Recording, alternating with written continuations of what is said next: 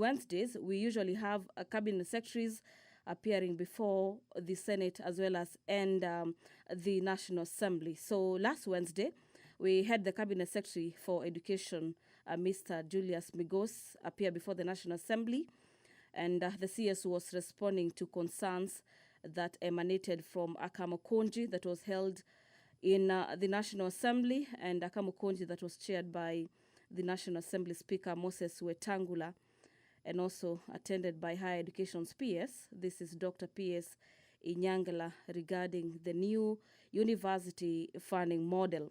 Now, to bring us to speed, or to technically give us a recap in detail, here is a report prepared by Parliament Media Relations Officer Moremi Mwangi in regards to what happened in the House on Wednesday last week.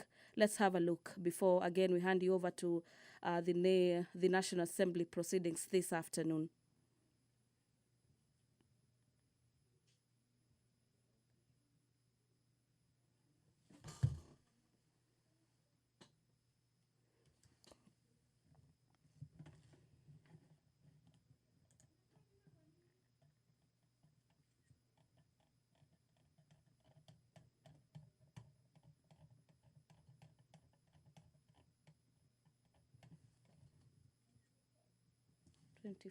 September 24th.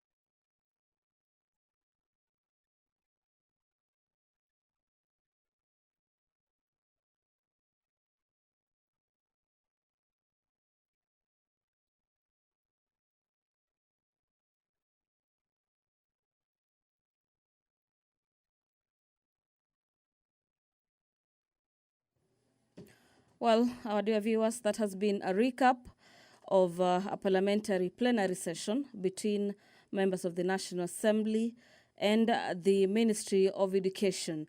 And to just take you through the highlights in the order of business this afternoon. And remember, before I take you through the highlights in the order of business this afternoon, allow me to inform you this, our dear viewers, is that such recaps will be coming to you every other Tuesday. So stay tuned for such and more information, as well as comprehensive packages from the House. This afternoon, the House will be considering the Manx Bill, this being a bill from the Senate Bills number 13 of the year 2022 by Honorable Paul Zengu, who happens to be the co-sponsor of this bill that is being considered at the National Assembly as well as at the Senate. Enhancing of reporting on matters parliamentary business on online platforms is another motion lined up for debate this afternoon. This motion is by the chairperson, Matters Parliamentary Broadcasting and Library, that the House adopts the report of the Select Committee on Parliamentary Broadcasting and Library on enhancing reporting of parliamentary business on online platforms. The move of the motion on the report of the Consolidated Fund Services expenditures for the supplementary estimates for the financial year 2024-2025 is set to reply on this motion. This is the chairperson, Matters Public Debt and Privatization Committee. And away from that, the public petition on funds spent contrary to the provisions of Article 223 of the Constitution by the chairperson, Public Petitions Committee, is also set to be debated this afternoon, with the mover called upon to reply upon the lapse of the time allocated for debate. The Ethics and Anti-Corruption Commission Amendment Bill, National Assembly Bills number 24. It is National Assembly Bills number 11 of the year 2024, rather, by the leader of the majority party and the leader of the minority party. This is a bill at the second stage, or popularly known as the second reading. For subsection 2C, a couple of members of the National Assembly will be seeking statements this afternoon. Member for Teso North, Honorable Oku Kaunya, will be seeking statements in regards to the delayed delivery of modern training equipment to Chamasiri Technical and Vocational Training. This is a statement that will be sought and handled by the Departmental Committee on Matters Education. Member for Kilifi North, Honorable Owen Bayer, has a statement in regards to the implementation of nuclear power plant project at Oyombo village in Kilifi County. And this is also in Kilifi North constituency, that will be handled by the Departmental Committee on Matters Energy. Renewal of standardization mark for the Kenya Bureau of Standards is a motion set to be sought this a statement to be sought this afternoon by Honorable John Kiarie, who is a member for Dagoretti South. The statement that is being sought this afternoon in regards to the renewal of standardization mark from KEBS will be handled by the Committee on Matters Trade, Industry and Cooperatives. This afternoon, we'll be expecting the Committee on Matters Administration and Internal Security to respond to a statement that was sought by Honorable Eden Kainan, the member for Eldas. The statement was in regards to the disappearance of Honorable Yusuf Hussein, the MCA for Delaware. This, I want to believe, is in Wajir County.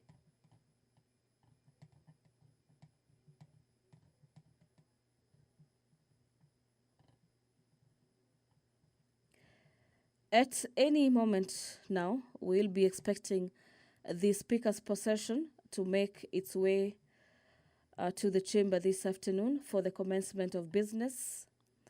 And as we await for that, there is a motion on the alleged unfair trade practices by foreign investors in Kenya that is lined up for debate this afternoon. This motion is by the Chairperson, Departmental Committee on Matters Trade, Industry and Cooperatives. The committee, through its chairperson, seeks to have the House adopt the report of the Departmental Committee on Matters Trade, Industry and Cooperatives on the inquiry into the alleged unfair practices by foreign investors in Kenya, and the committee already laid its report on the table of the House on the 7th of March this year. The second report of the Employment Diversity Audit in Public Institutions is another motion lined up for debate this afternoon. This motion is by the Committee on Matters National Cohesion and Equal Opportunities. The committee laid its report on the table of the House on the 21st of March this year.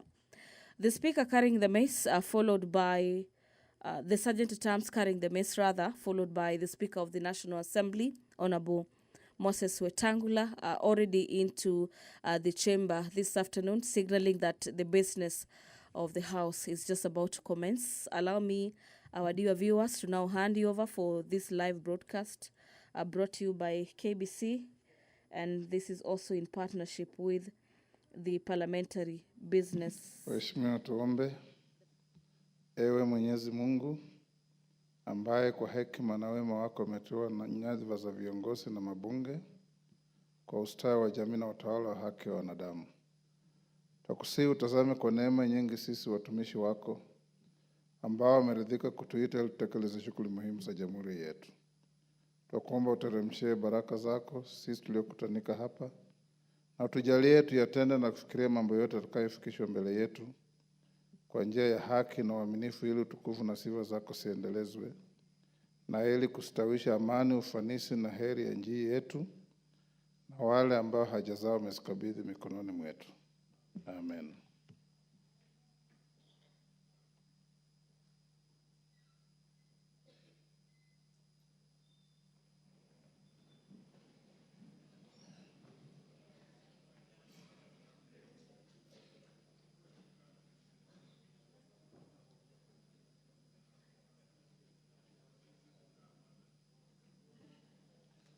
We have quorum.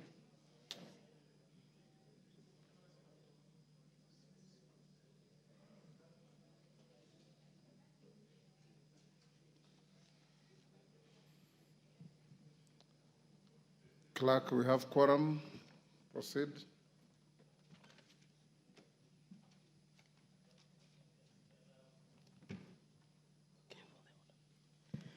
Order number 1, administration of oath.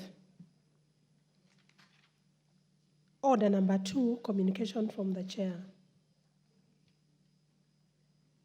Order number 3, messages.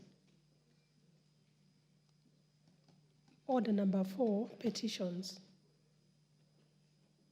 Order number 5, papers. Majority Leader.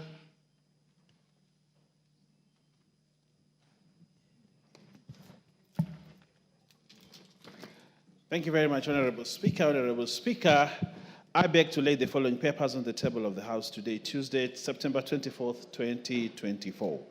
1. The following legal notices from the Water Resources Authority. A. Legal notice number 139 of 2024 relating to the Makamatargui Wetland Catchment Protection Order 2024. B. Legal notice number 141 of 2024 relating to the Fafi Wetland Catchment Protection Order 2024. C. Legal notice number 142 of 2024 relating to the Pui Wetland Catchment Protection Order 2024. Legal notice number 143 relating to the Mereroni Mbaruk Wetland Catchment Protection Order 2024. E. Legal notice number 144 of 2024 relating to the Siani Wetland Catchment Protection Order 2024, and legal notice number 145 of 2024 relating to the Kibirong Wetland Catchment Protection Order 2024. 2. Implementation status of the Special Funds Accounts Committee report for the financial year 2018-2020 2019, 2021, 2022 from the National Treasury and Economic Planning. 3, reports of the Auditor General and financial statements of the National Government Constituency Development Fund, NGCDF, for the year ended 30th June 2023 and certificates therein in respect of the following constituencies: Dagoretti South, Gatundu North, Kibra, Limuru, Roysambo, and Starehe. Honorable Speaker, I beg to lay. I thank you. Thank you, Owen. Papers under Roman 1 are referred to the Committee on Delegated Legislation, and paper under Roman 2 is referred to the Committee on Implementation. Chairperson, Select Committee on National Government Constituencies Development Fund, NGCDF. Musa Sirma.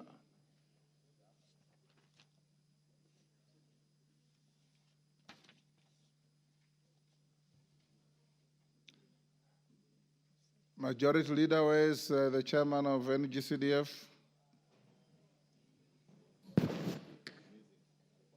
I thought I saw Musa sitting somewhere here. I must have seen you.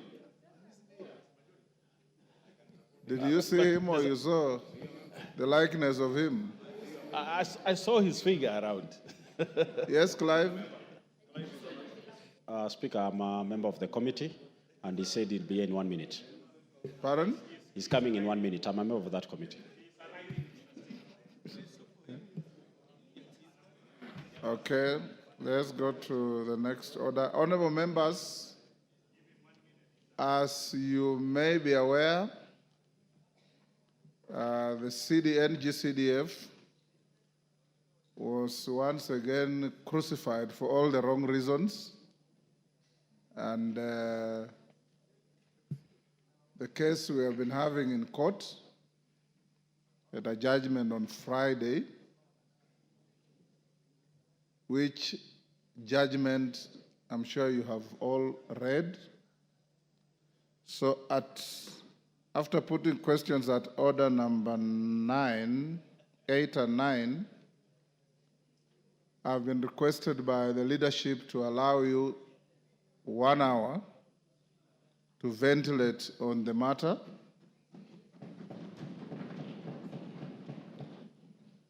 There he comes. And in addition to that, there is a committee of lawyers in the House led by Senior Counsel Otienda Molo, Murugara, Osoro, Makali, and all the others, Mutuse, Wakili Mureu, Kaluma, Kajwang, who have been giving pro bono services to the House on this matter.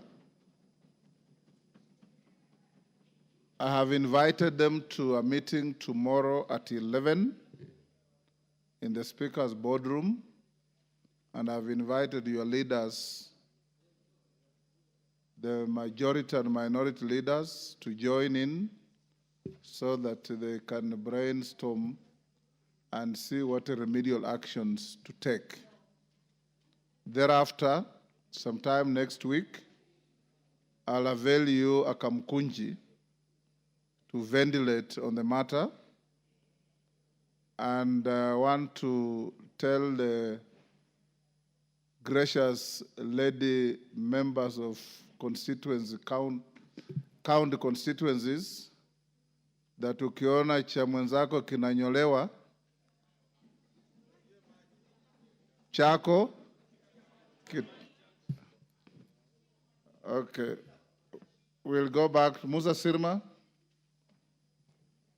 Apologies, Mr. Speaker, as I was collecting the document for coming late. Mr. Speaker, I beg to lay the following paper on the table of the House today, Tuesday, 24th of September, 2024. Report of the Select Committee on National Government Constituency Development Fund on its consideration of the proposed budget ceiling for the constituencies for the financial year 2024-2025. Mr. Speaker, I beg to lay. Thank you. Go ahead. Let me confirm. Yes. Mr. Speaker, let me give information to members. Today, the 24th of September, Mr. Speaker, I and the chairman of the Education Committee visited our able CS for Treasury, and he did a great job to us today. We managed to be, they released 7.8 billion shillings for the Constituency Development Fund, so the arrears is only 5.7. Mr. Speaker, we know it is late, but of course the situations are also very difficult. Mr. Speaker, this money is 3.4 billion from the Ministry of Education, which had been put on CDF, and the matching fund of 3.4 billion together comes to 7.8. And the members of the Nairobi, 1 billion shillings, which had been given, Mr. Speaker, has been released. So thank you, Mr. Speaker.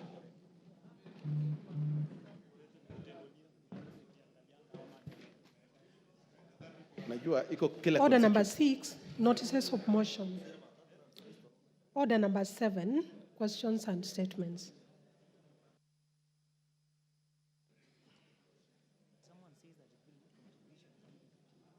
Oku Kaunya.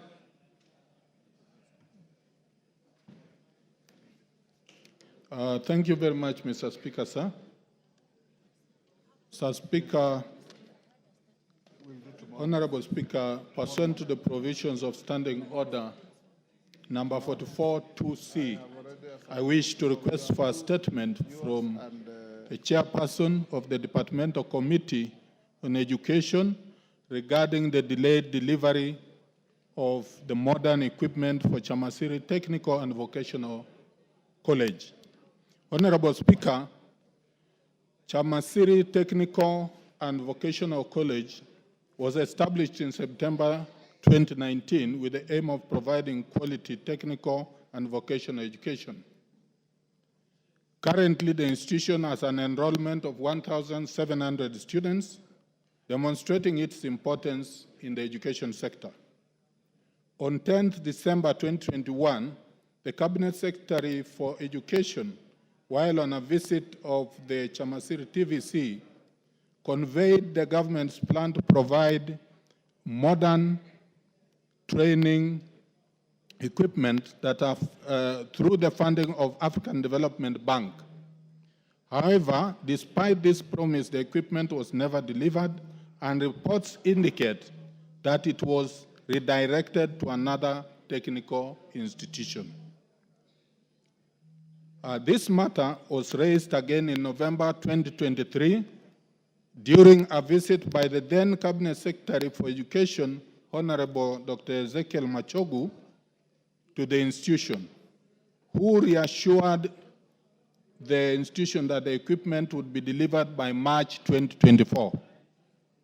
Indeed, the equipment arrived in the country in March this year. However, months later, it is yet to be delivered to the Chamasiri TVC. Honorable Speaker, the matter has persisted for 3 years and continues to pose significant challenges to the institutions and its students.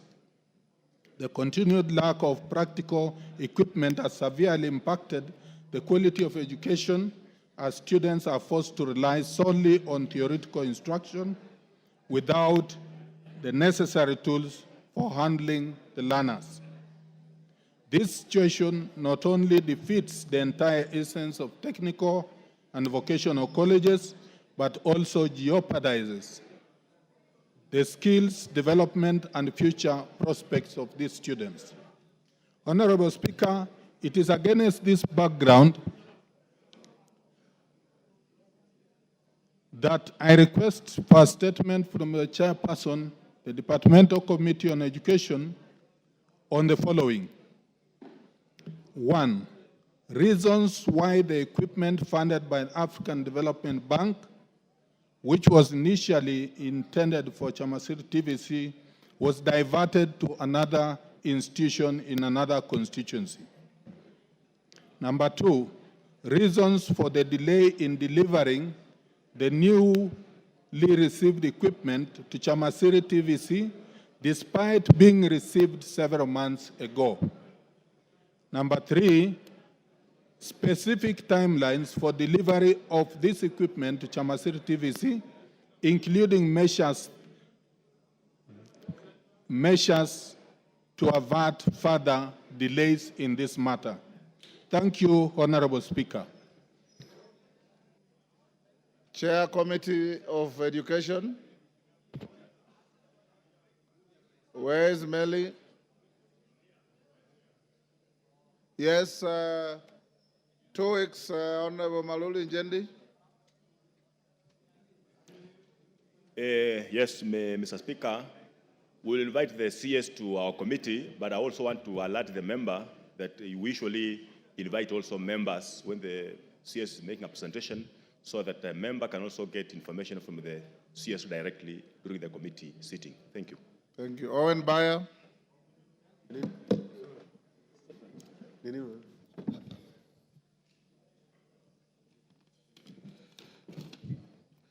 Request for statement regarding the implementation of a nuclear power plant project at Uyombo, Kilifi North constituency. Honorable Speaker, pursuant to the provision of Standing Order 44.2c, I rise to request for a statement from the chairpersons of the departmental committees on energy and environment, forestry and mining regarding the implementation of a nuclear power plant project in Uyombo Village, Masangoni Ward, Kilifi North constituency. Honorable Speaker, the Nuclear Power and Energy Agency, NUPEA, is a state corporation established under the Energy Act 2019 with a mandate to promote and implement Kenya's nuclear power programs, including carrying out research, development, and capacity building in the energy sector. NUPEA recently initiated the process of implementing a nuclear power plant project in Uyombo, Masangoni Ward, Kilifi North constituency, and put up a mast at the location. Honorable Speaker, the production of nuclear energy is a delicate and dangerous process that threatens the existence of people in its surroundings. Further, the people of Uyombo have rejected the implementation of a power plant project due to risks that will negatively affect their lives and generations to come. This project poses significant risks such as radioactive reactions and leaks, nuclear waste disposal, permanent destruction of the ecosystem, and lack of capacity to handle accidents. Moreover, it will impact their fishing activities and the tourism industry at large. Honorable Speaker, Article 10, as read together with Article 69 of the Constitution, prohibits implementation of any public project without public participation. While NUPEA partially complied with this provision, concerns have been raised to the way the exercise was conducted. The public participation was marred by use of excessive force, discrimination against the people of Uyombo, harassment and unlawful arrests of locals who are apparently being coerced to accept the implementation of the project on their land. Honorable Speaker, Article 43 of the Constitution also entitles individuals whose land is compulsorily acquired by the government to receive certain compensation. Notably, the nuclear power plant project is being implemented on land belonging to individuals, persons who possess legal ownership documents of the land and face the risk of being relocated from their land. Regrettably, implementation of the project without compliance to the law and adherence to the directives and guidelines has deprived the people of Uyombo of their rights in accordance to Article 42, as read together with Article 70 of the Constitution. Honorable Speaker, although the project has been proposed to be implemented only in Uyombo, Masangoni Ward, Kilifi North constituency, there is a real existential threat to the whole country in the unfortunate event of a disaster. Many countries have discouraged nuclear energy production and refrained from it due to its dangerous impacts. African countries, including Kenya, have yet to demonstrate their ability to handle nuclear disaster, making Uyombo nuclear project a big risk. Honorable Speaker, it is against this background that I seek a statement from the chairperson of the Departmental Committee on Energy and Environment, Forestry and Mining on the following. Could the committee jointly conduct an inquiry to establish whether there is a breach of constitutional provisions, and if so, provide a detailed report with recommendation on the implementation of the project to ensure proper processes are followed for the safety of the community. 2, clarify whether public participation was conducted within the parameters of the law, considering that the majority views which rejected implementation of such a project were ignored. 3, provide details of the environmental assessment report of the project. 4, Also inquire into the arbitrary arrest and use of excessive force on the people of Uyombo in apparent bid to force them to accept the project. And lastly, Honorable Speaker, clarify whether Kenya is prepared to handle a nuclear disaster, and if so, provide the policy measures put in place to handle such disasters. I thank you, Honorable Speaker. Thank you. Chairman of Energy, Kawaya. Any member of the committee?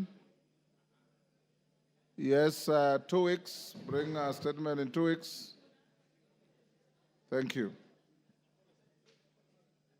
John Carrier,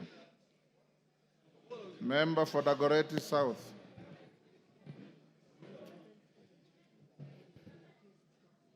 Honorable Speaker, I rise to request a statement regarding the renewal of standardization mark from the Kenya Bureau of Standards.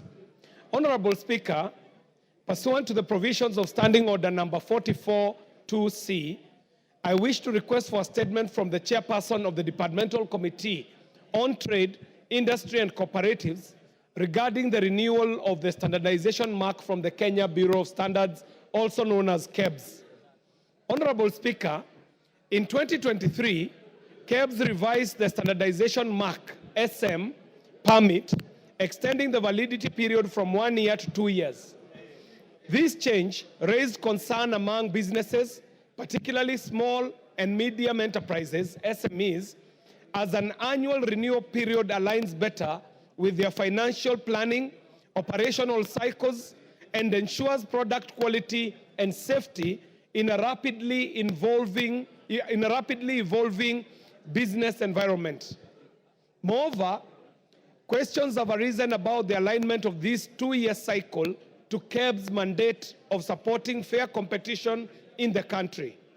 Honorable Speaker, it is also deeply concerning that companies restarting operations after COVID-19 related shutdowns are facing back pay penalties by KEBS.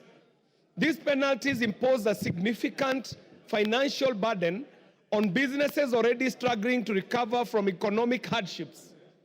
Such measures hinder rather than support job creation and economic recovery, which are crucial for the growth of the nation. Instructively, the regulatory environment should support businesses, especially SMEs, in their efforts to create jobs and to contribute to economic development. Honorable Speaker, it is against this background that I request for a statement from the chairperson of the Departmental Committee on Trade, Industry and Cooperatives on the following. 1, the rationale behind extending the validity period of the standardization mark and the impact of these on product quality and the fair competition, especially for SMEs. Number 2, justification for imposing back pay penalties on businesses restarting after COVID-19 related shutdowns.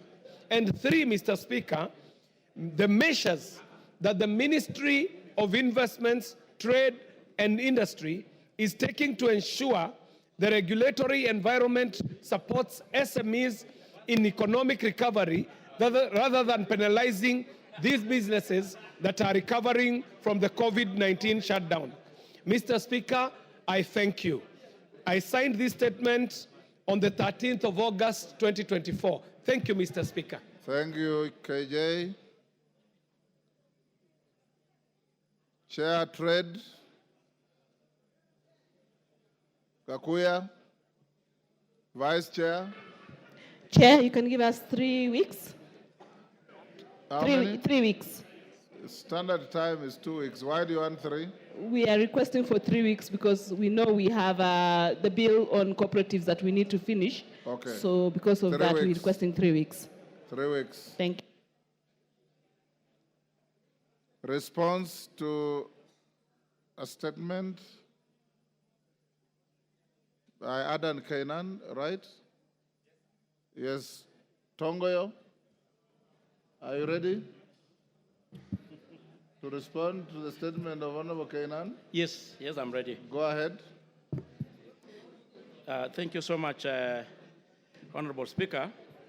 Honorable Speaker, the Member of Parliament for Eldas constituency, Honorable Adan Kainan, has requested for a statement regarding the disappearance of the Member of Assembly for Dela Ward, Honorable Yusuf Hussein.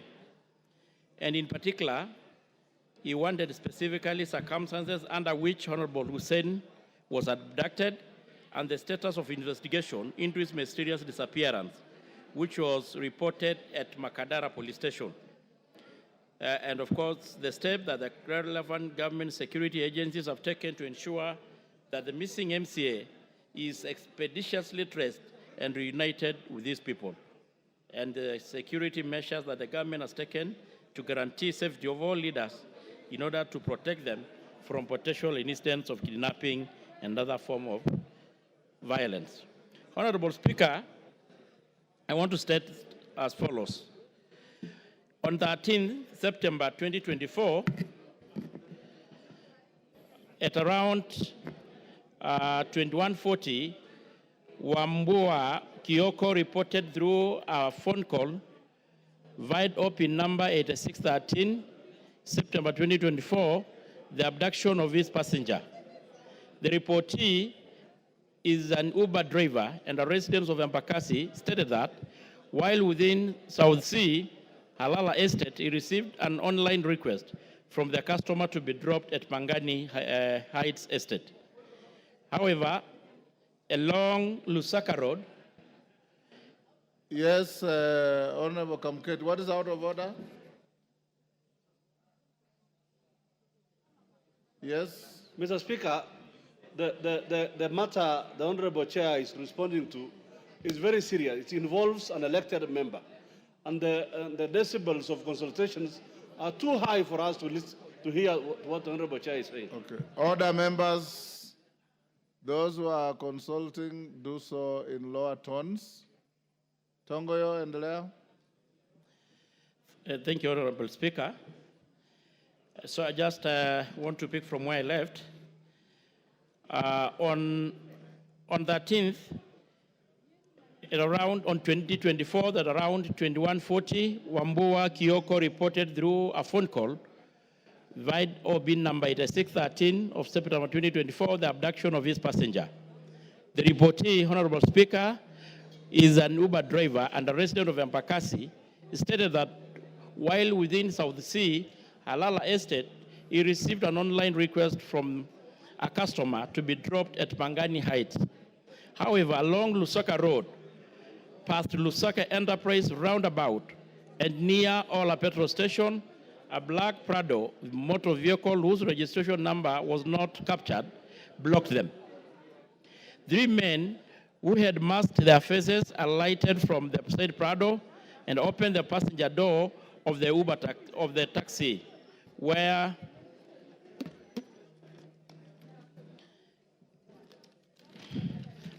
the passenger was seated.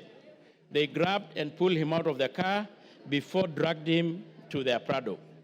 The passenger dropped his mobile phone and make iPhone 13 inside the Uber during the commotion. The abductors further robbed the Uber driver of his telephone number, a Samsung Galaxy A025 make, valued at around 14,000, and a cash amounting to 250, before speeding off with the victim. The scene was visited, and it was established that the abductee is the Honorable Yusuf Hussein Ahmed, the MCA for Dala and Nole Ward, Elder constituency in Wajir County. Honorable Speaker, the case is still under investigation and the search is still ongoing at the time of writing this response. On the third question, Honorable Speaker, the following measures has been taken to ensure the security. The National Police Service has made as the mandate of providing security to all Kenyans in all parts of this country, and the police officers are therefore continuously sensitizing on upholding the rule of law and constitutionalism. And any leader who is intimidated or harassed is encouraged to report to the nearest police station, and investigation will be commenced without delay. Creating awareness to all members of the public to report any suspicious character within their location, and the intensifying both mobile and foot patrol, and the adoption of multi-agency approach in collection of intelligence and the heightening of security surveillance. So, Honorable Speaker, you know this matter was brought last week before you, and we also share the concern of Kenan and other members from that region that truly this is a very sensitive matter because it concerns the elected leader, and the police are still searching the MCA, and we want to ensure Kenyans and this House that the culprits will be brought to the books, and we are going to do anything within humanly possible to able to bring this person, the missing MCA. Thank you, Honorable Speaker. Yes, Kainan. Thank you, Mr. Speaker. Mr. Speaker, you have had on 13th September this month, an elected leader from my constituency, from one of the wards, was abducted. That is 14 days ago. Mr. Speaker, one of the platforms this regime used when they were campaigning was that there will be no abductions, there will be no illegal confinement, and there will be no extrajudicial killings. Mr. Speaker, the statement issued by the chairman, and I must admit that it's just a conveyor belt, lacks substance completely, and it does not allude to the circumstances of the missing leader. Mr. Speaker, here is a situation. You know, everywhere in Nairobi right now there are CCTVs. Everywhere in Nairobi there are CCTVs, Mr. Speaker. Is an elected leader. The road, the Enterprise Road, just next to where this particular leader was abducted, has so many CCTVs, Mr. Speaker. And therefore, by now, those who are in charge of this particular sector know the identities of the tormentors of this particular MCA. They know the details of the cars. They know everything, Mr. Speaker. Mr. Speaker, while it is the right of every Kenyan to enjoy the right to be had, the right to be tried fairly, this era of illegal confinement, Mr. Speaker, and abduction is something that has never been anticipated in the current constitution, Mr. Speaker. And therefore, this answer, as it is right now, has not said anything, has not shed any light. He only said we are investigating. 14 days, Mr. Speaker, since an elected leader has, of course, every Kenyan has a right to security, but here is an elected leader, Mr. Speaker. He is still missing. Mr. Speaker, I want to also table, Mr. Speaker, just for the information, that on 6th August, this particular leader was summoned by the County Security and Intelligence Committee of Wajir, Mr. Speaker, and this is what the letter says. The Honorable Yusuf Hussein, MCA, Anole Delaware, the telephone, meeting with the County Security Committee of Wajir. You are told you are requested to, I've just learned this, Mr. Speaker, and this is what the letter says. You are requested to attend a meeting on Thursday, 8 August 2024, at the County Commissioner's Office, Wajir, at 10 a.m. The County Security and Intelligence Committee... Kainan, you seem to be reading from a faded copy of a letter. It's a copy, Mr. Speaker. It's an official letter. I'll give it to you. I'll hand over. You can counter-check. It's official. Okay. And I'm too old, Mr. Speaker, to bring anything that is not properly validated. Mr. Speaker, the County Security and Intelligence Committee wishes to discuss with you issues touching on the security within Dela and Nolewad. I want to table this document, Mr. Speaker. Mr. Speaker, taking this into account, this is a lead document. Meaning, therefore, there must have been some issues between that particular MCA and the County Security Committee. If that has been escalated to the national level, we are not saying he has committed crime or he has not committed crime, Mr. Speaker. But if truly this person who has been missing, why don't you produce him and take him to court? And therefore, Mr. Speaker, this answer, and I empathize with my good friend Gabriel, you have not said anything. They have not given you anything. In fact, they are setting you up. This answer has not said anything at all, on the whereabouts of that particular leader. And therefore, Mr. Speaker... Pass on the letter to him. You have made the point. Bashir?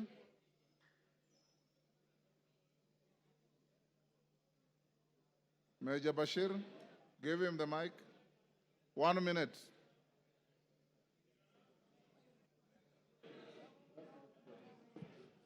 Thank you, Honorable Speaker. Thank you, Honorable Speaker. I listened to the response by the ministry concerned through the chair, and I can attest to the fact that that response is very, very shallow. Honorable Speaker, the individual abducted is an elected MCA, and it's not a coincidence that on the 8th of September, he was summoned by the County Security Committee, and on 13th, he disappeared. And I think the era of abductions is something that is still with us, unfortunately. So we call upon the government, especially the security agencies, to immediately and urgently find where the MCA is. The family is agonizing. They don't know what to say. And the worst part is that the National Police Service has not even come to address this matter and even talking to the families concerned to tell them what they're doing about it. We want them to do what they are supposed to do, to protect lives and properties of Kenyans. And we ask them to tell us where this elected MCA is at this point in time. It's now 2 weeks since his abduction. And there are CCTV cameras in the whole of this country, especially in Nairobi. How come they are unable to know who abducted the MCA? The Uber that he has used has recorded a statement. They can see it. He knows. However, the CCTV cameras cannot be traced. It's unfortunate also. So we ask that that statement is not. Thank you, Mr. Speaker. I have listened to the response of the chairman of the committee I belong to. It's not sufficient, Mr. Speaker. It's 14 days since the honorable member was abducted. It's very unfortunate, sad to the people who elected him, to the people, to the county he comes from, Mr. Speaker. We are unable to stay our homes. We are unable to do our day-to-day activities because of this honorable member who is missing. All indications are there, Mr. Speaker, to show that this indeed honorable member is taken by the people we suspect. We demand the security agencies, Mr. Speaker, to bring back our honorable member, to bring back the honorable member for Anole Dela Ward, Mr. Speaker. Mr. Speaker, we don't know how we are going to go back to our constituency and county if this honorable member is not brought back to his people. It's on that note that I'm asking my chair, the committee that I belong to, Mr. Chair, it's a matter of urgency that we bring back our son, our leader. If today a honorable member is missing, then it doesn't make any sense. Anyone can miss any time, any day, Mr. Speaker. Thank you. Yes, Tongoyo. Honorable Speaker, first of all, I think I did actually indicate that I really feel the frustration from the members from the said county. Had you seen the letter whose copy came I haven't, and I think as it should be treated, not to be as it is for now, Honorable Speaker, the stability of the letter is in question. Maybe we need your guidance. But having said this, Mr. Speaker, we all know such situations, investigation could be complex. And the members already alluding or making a suggestion that it is the MCA was abducted by the security agency, which cannot be substantiated either. So I would rather we leave it open. The investigation is ongoing, but we should not conclude that he was abducted by the security agency. That is an assumption, Mr. Speaker. What you do, Honorable Tongoyo, that letter, that no soliciting, that letter has a telephone number, and on the face of it, the signatory is a DC, or you call them what? Is a county commissioner rather. So get the letter after authentication by the clerk, then get to your team at internal security and bring back additional information on this on Thursday afternoon. Yes. Thank you so much for that guidance, Mr. Speaker. I want to confirm, Mr. Speaker. Yes. I want to confirm beyond reasonable doubt that that letter comes from the County Security Committee, and therefore here it is. Mr. Speaker, I also want to table an affirmation by one great Kenyan taxi driver called Wambua Kioko. Is also an affirmation, and the oath. I also want to table it because the content is also very clear, so that as the chairman responds to this, Okay, Nan, the taxi driver's testimony is not disputed. Tongoya said... I want to give him the whole detail, Mr. Speaker, the whole affirmation, Yes. the whole, so that, for the benefit, so that he benefits also from this. But Mr. Okay. Speaker, finally allow me to say this. You have been around. You have gone through the ladder. You have served the three arms, actually, let me say, almost the three arms of government. You know what it is. Not What- almost, I have. You have served the three arms of government, and you know what it takes. Mr. Speaker, no amount, and I want to Togoyo and other groups to hear this, no amount of blackmail, no amount of intimidation, no amount of whatever somebody wants to do will allow us to forget the existence of Honorable Yusuf Hussein. Those who are holding him, I want them to hear where I am. I want them to hear what I'm saying. We will not allow you to get away with that crime. Produce Honorable Yusuf in court. Yes. That is what the due process demands. Will not allow. Produce him to court. Produce him in court. Deal with him in court. But hold him in, Mr. Speaker. We will not allow it. That is not the modern day Kenya. that we Give want. the papers to the And the- clerks. Honorable members, allow me to acknowledge the following schools in the gallery. Kalulini Comprehensive School from Kibwezi West, Makueni. Oak Tree Primary School from Mavoko, Machakos. Timao AI PCA Mother Council from Buri, Meru. Kamwiru Boys Secondary School, Kirinyaga Central, Kirinyaga. Honorable Kaimenyi, Women Leader Meru, has asked me to acknowledge the Mother Council from Timau. You can do so in 1 minute and welcome the rest of the schools on our behalf.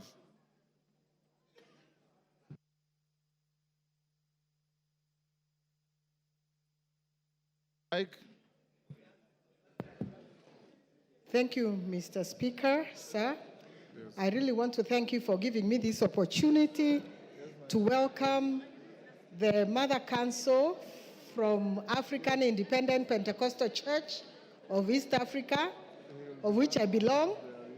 They are from Timao in Bori constituency. I also wish to thank them for the forward-looking. As you can see, Mr. Speaker, these are ladies, young ladies, and I want to congratulate them for their efforts, showing leadership even as they are ladies. Sometimes we think the reverse gender is more forward-looking, but you can see they are just ladies from Mother Council. Mother Council is the leadership of that church. Mr. Speaker, I also wish to thank also the students who are here with us and acknowledge them for wanting to have more knowledge even regarding this parliament. So please feel welcome, and thank you again, Mr. Speaker, for this opportunity. Majority Leader.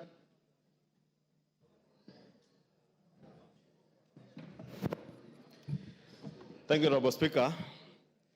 Honorable Speaker, on Thursday, 19th September 2024, on my behalf, the Chair of the Health Committee, Honorable Pukose, issued a statement, the usual Thursday statement on behalf of the House Business Committee, which met on Tuesday, 17th September 2024, to prioritize business for consideration during the week. Honorable Speaker, it was indicated to the House that the Cabinet Secretary for the Ministry of Environment, Climate Change and Forestry would appear before the House to answer questions tomorrow, Wednesday, 25th September 2024. However, I am in receipt of a letter from the Cabinet Secretary stating that he is out of the country on official duties. He is accompanying His Excellency the President to the Republic of Kenya to the 79th session of the United Nations General Assembly, UNGA 79 in New York. Honorable Speaker, following further consultations, we have scheduled the Cabinet Secretary for the Ministry of Youth Affairs creative economy, and sports to respond to questions that touch on the following thematic areas. A, state of preparedness of key sporting facilities to host international events. 2, 1, appraise on the state of preparedness of the country in terms of infrastructure facilities and other logistics to successfully host international sporting events, more specifically the planned hosting of the African Nations Championship, CHAN, and the Africa Cup of Nations, AFCON. 2, state the current condition of key sports facilities in the country, including their maintenance, modernization, and suitability for hosting international events. And 3, provide specific measures on strategies put in place by the ministry to accelerate the completion of the stalled or incomplete stadiums across the country. B is facilitation of national sports teams, to state the measures in place to ensure timely preparation, coordination, management, and facilitation of sports teams to represent the country in various sporting disciplines. And C, Honorable Speaker, is a mandate of the Kenya Academy of Sports to 1, appraise on the challenges facing the Kenya Academy of Sports in the development of grassroots talent in the country and the measures to address the challenges. And 2, outline the number of sports academies that have been set up nationwide, including details of their effectiveness at the grassroots level and whether there are strategies in place to ensure their continuity. Thank you, Honorable Speaker. Thank you, Majority Leader. Next order. Order number 8, the Mark Beans Bill, Senate Bill number 13 of 2022, second reading, question to be put. Thank you. Order, members on their feet, take your seats. Members on their feet, Busia Women Rep, take your seat.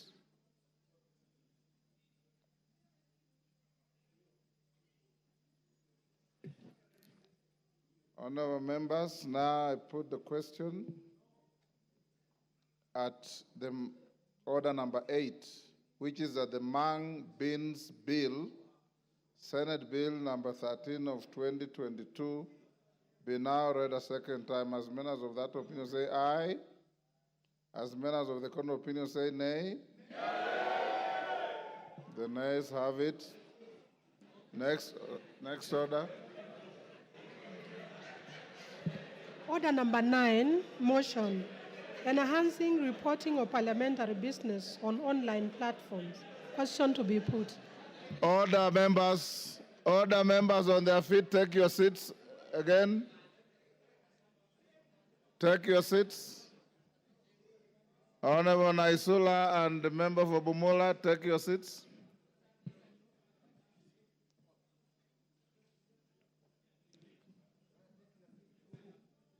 Honorable Ruku, take your seat. Honorable members, I now put the question at order number 9, which is that this House adopts the report of the Select Committee on Parliamentary Broadcasting and Library on enhancing reporting of parliamentary business on online platforms, laid on the table of the House on Wednesday, 4th October 2023. As members of that opinion say aye. Will those of the contrary opinion say nay? The ayes have it. Honorable members, I had promised you that I'll allow you 1 hour to ventilate on the issue of NGCDF, and I'll invite your leaders, starting with the Majority Leader on NGCDF judgment, and then followed by the Minority Leader. If we can give them 5 minutes each, then the rest of the members, you can take 2 minutes each. Is that okay? If we say 5 and you have 1 hour, very few will speak. So let's do 3. Kimani Ichung'wah, you can go with 5 minutes. Junet, be ready with 5 minutes. Got independence, Mr. Speaker. In our place, we say CDF is our government.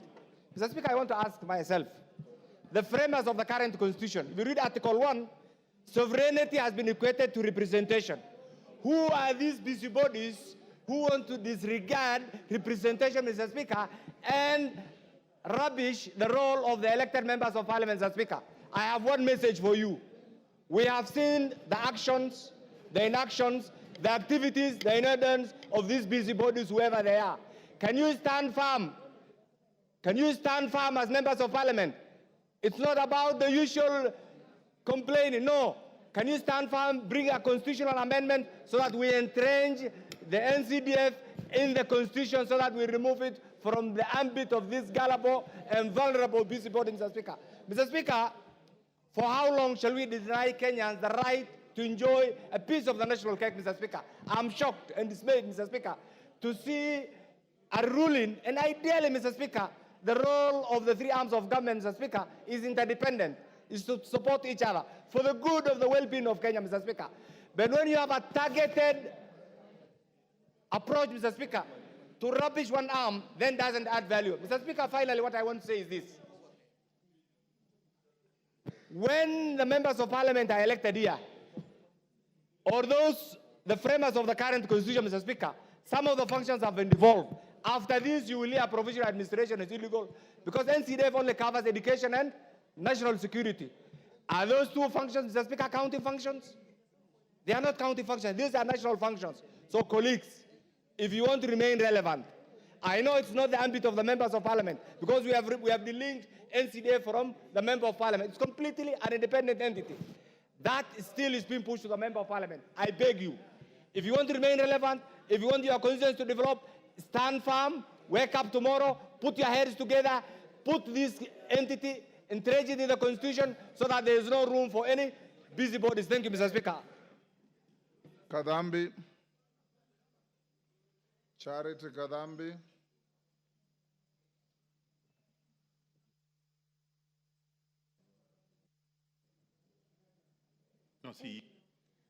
Thank you very much, Mr. Speaker, sir. Allow me to contribute like my colleagues. In this country, Mr. Speaker, sir, I would wonder which Kenyan has not seen the changes which CDF has really brought in this country. Therefore, Mr. Speaker, sir, my issue is to remind people that what CDF is doing in this country, I doubt if there's another fund which is doing what CDF is doing. Therefore, Mr. Speaker, with the changes, with the poor children we are taking to schools, with the schools we are changing, with the security offices we are constructing, with the administration offices we are doing, Mr. Speaker, sir, I am so much worried that there's people up to now, they have not seen what is happening. And Mr. Speaker, sir, I am contributing because myself being the second-term member of Parliament in Joro constituency, what I have done in my constituency, Your Excellency, Mr. Speaker, sir, for the first term is what has brought me the second term. Therefore, Mr. Speaker, I'm standing here to remind our colleagues, let us unite this journey. This is war against development. Mr. Speaker, sir, it is now the high time we united as members of Parliament. We change even if it means changing the Constitution so that we can make sure that the CDF is well anchored in the Constitution. Mr. Speaker, sir, we have gotten a lot of challenge every time. Whichever time we are doing our works as members of Parliament from single constituencies, actually we are not at peace because every time we are distracted by so many cases in the courts. And Mr. Speaker, sir, as I'm standing here today, Kenyans are asking, are they safe? Are their children going to go to schools? Are they expecting more constructions of schools when they have seen the challenge which has taken recently in the courts? Mr. Speaker, sir, let me confirm that Kenyans are worried that today there is a threat for the CDF. Therefore, for colleagues, please let us the 290 constituencies. Let us protect the development. Let us fight for our children. Let us fight for the development for this constituency through CDF. Mr. Speaker, sir, thank you very much. It is for us to unite and say no to whoever is against our development matters. Thank you. Yes, Chairman CDF. I would have thought you should have been the last to speak on this. Oh, yes. You are the committee chair. Listen to others. You'll speak last. Naisula. Chairman, hold your horses. I've been seeing you menacing me with gestures. Thank you, Mr. Speaker. I want to rise to also contribute on the judgment on NGCDF, Mr. Speaker, and to say that we cannot overemphasize the importance of NGCDF in our constituencies, Mr. Speaker. There is this notion among many people that NGCDF is pocket change for members of parliament. I want to say without fear or favor that if there is one fund that there is accountability for, it is NGCDF. NGCDF goes to the constituency with an AIE, with what it is supposed to do, and the money follows that AIE.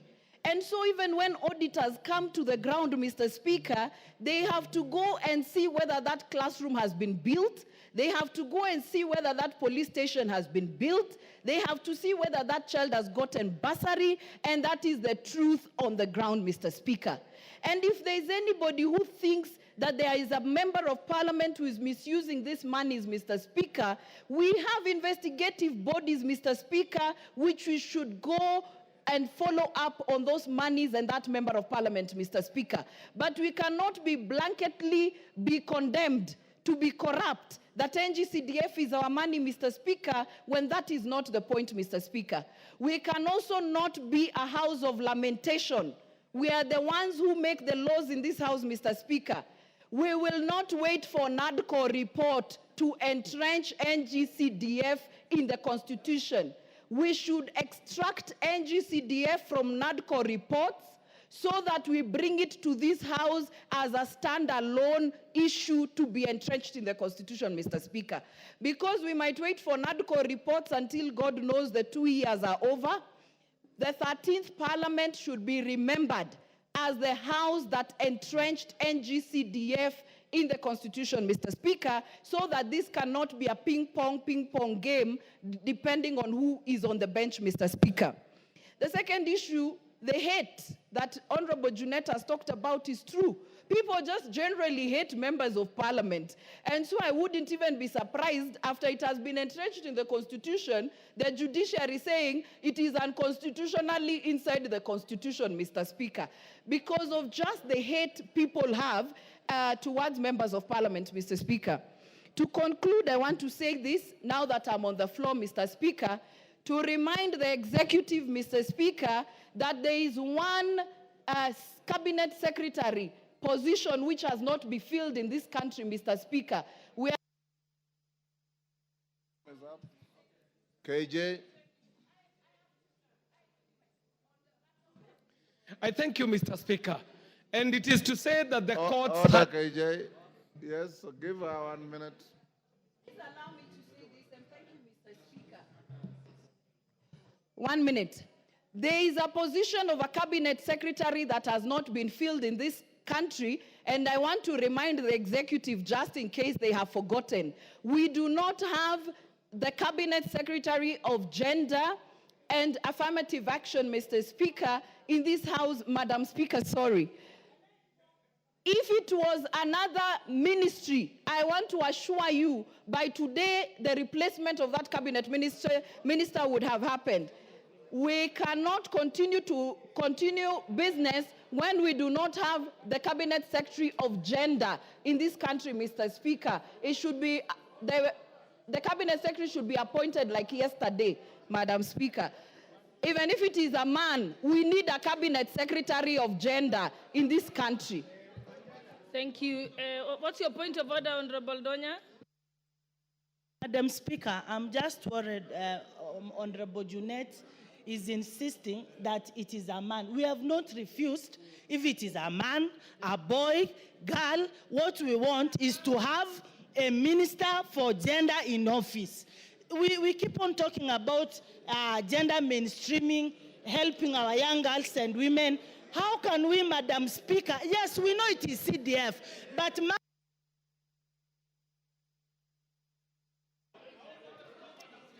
Thank you. Honorable KJ, you may proceed. You are on the floor. Madam Honorable Speaker, I Donny. thank you and I acknowledge the change of guard. Madam Speaker, the courts had their day. Today, it is Parliament that has its day to remind the courts that even the courts can err, that they can make mistake, Mr. Speaker. When you read that judgment, Madam Speaker, you notice a fundamental fault in how they were deciding on this matter. One of the bigger issues, Madam Speaker, they were saying that the constituency cannot be a unit of devolution. But Madam Speaker, we all know that NGCDF is not a devolved fund. In fact, the word that she should be using is that national government has decentralized the monies from the center to the 290 constituency, Mr. Speaker, Madam Speaker. And it is also to disabuse the notion, Madam Speaker, that anyone can imagine that by removing NGCDF, they are punishing a member of parliament. Madam Speaker, in the Goretti South constituency, the NGCDF is not to benefit John Carrier. The NGCDF has renovated all primary schools in the constituency. It has built in excess of 7 new schools. Out of the 12 new schools in Nairobi, 7 of them are in the Goretti South constituency.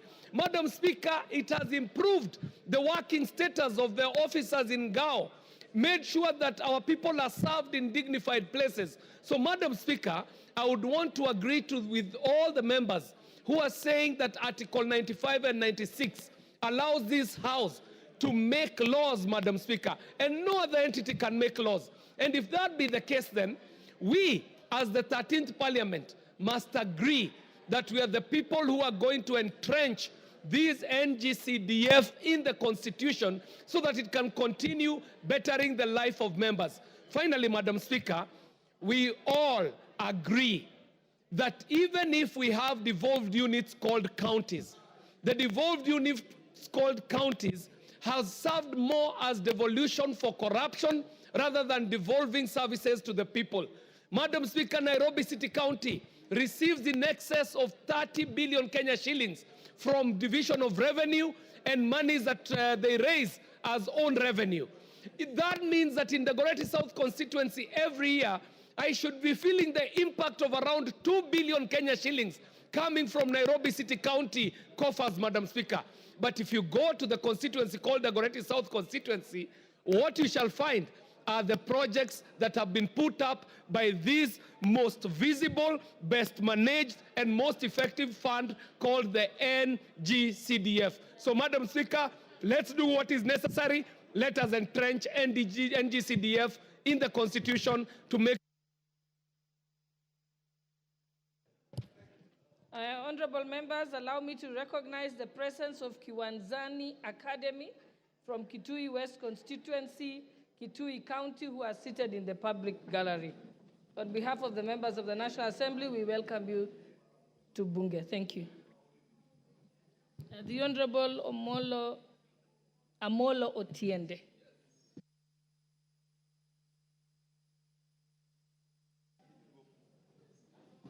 Thank you, Madam Speaker. Madam Speaker, first, let me recognize and thank the team of lawyers that did this matter pro bono, Honorable Chepkonga, Honorable Mrugara, Honorable Kaluma, Honorable Mutuse, Honorable Muriu, Honorable Makali, Honorable Soro, Honorable Mogaka, and myself. Madam Speaker, we have no doubt as a team that the decision rendered by the High Court is wrong on so many fronts. It is wrong on the role of the MPs in CDF. It is wrong on the role and term of the fund account managers who are not in any way connected to the MPs. It is wrong on following the obiter dicta by the Supreme Court, when the Supreme Court rendered an opinion on an act that had since been repealed and therefore is not binding.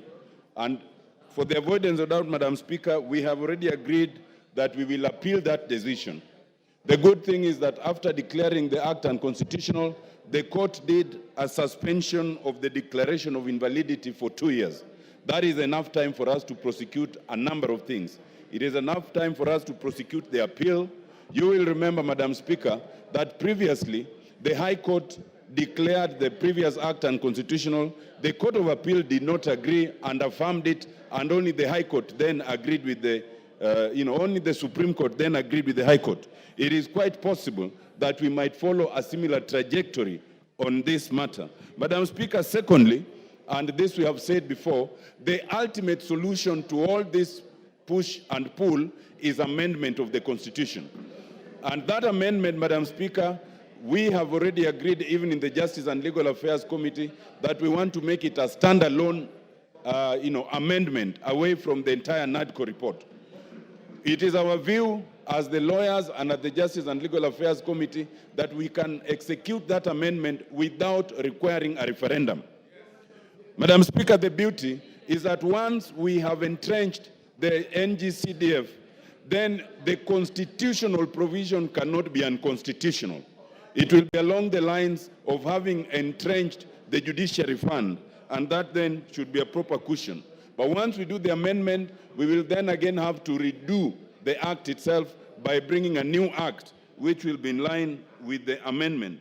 Madam Speaker, a lot of people do not understand, and if you allow me just one more minute, Madam Speaker, that before CDF and before devolution, before decentralization, the situation was very, very bad. You had a situation where there were parts of this country that would not even get 1 cent. It is only the CDF that goes to all the 290 constituencies in this country. It is only through devolution that... Just as I'm finishing, Madam Speaker, we must also pass a message to, as I'm closing, Madam Speaker, the real drivers of these cases is not even the 2 people who went to court. It is the governors, it is the Senate, and there's some particular NGO called the Institute for Social Accountability that has kept bringing these cases on instigation of these others. We must tell them that even if these funds went away, they will not go to the governors, they will not go to those who think that they will get it, not even the Senate. It will re-centralize, and you will not see that money. And with that, Madam Speaker, let us also demand that the balance of monies that should have been given in the last financial year, about 50 million that is owed to each constituency, be now released so that we can do the projects that ought to have been done. Thank you, Madam Speaker. The Honorable Wakili Robert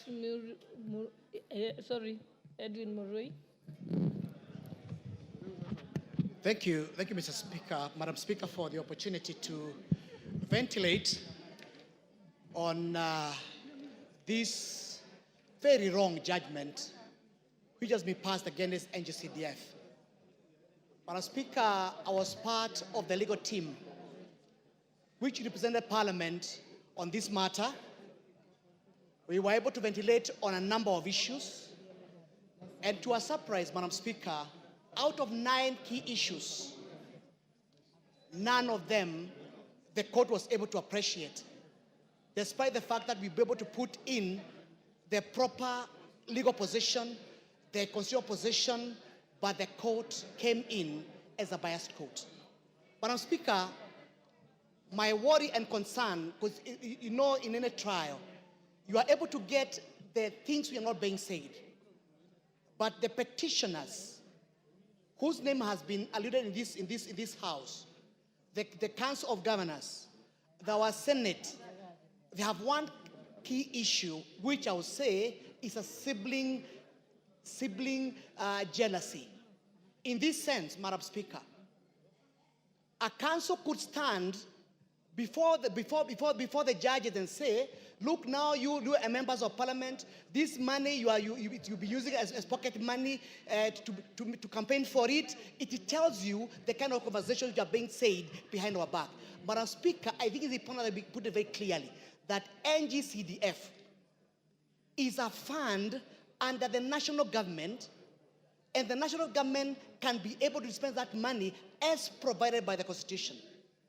Second, Madam Speaker, I noted one of the key drivers of NCDF and success level is because 90% of the fund goes to development, things and tangible things which benefit the common person. In the opposite, the county of governors, they know very well, they spend 90% of their money doing trips and doing other mundane things which has no benefit to our people. Madam Speaker, I'm trying to urge the members of parliament, let us not lament like people who have no hope. This parliament has power to ensure that we're able to cure this issue or these myriad issues of litigation against NGCDF once and for all. Though, Madam Speaker, we are going to the Court of Appeal. We have a strong case. We know we can be able to win it. But the ultimate goal is to ensure we have entrenched the fund in the Constitution in such a way that in the future, nobody can come back and claim that the fund is unconstitutional.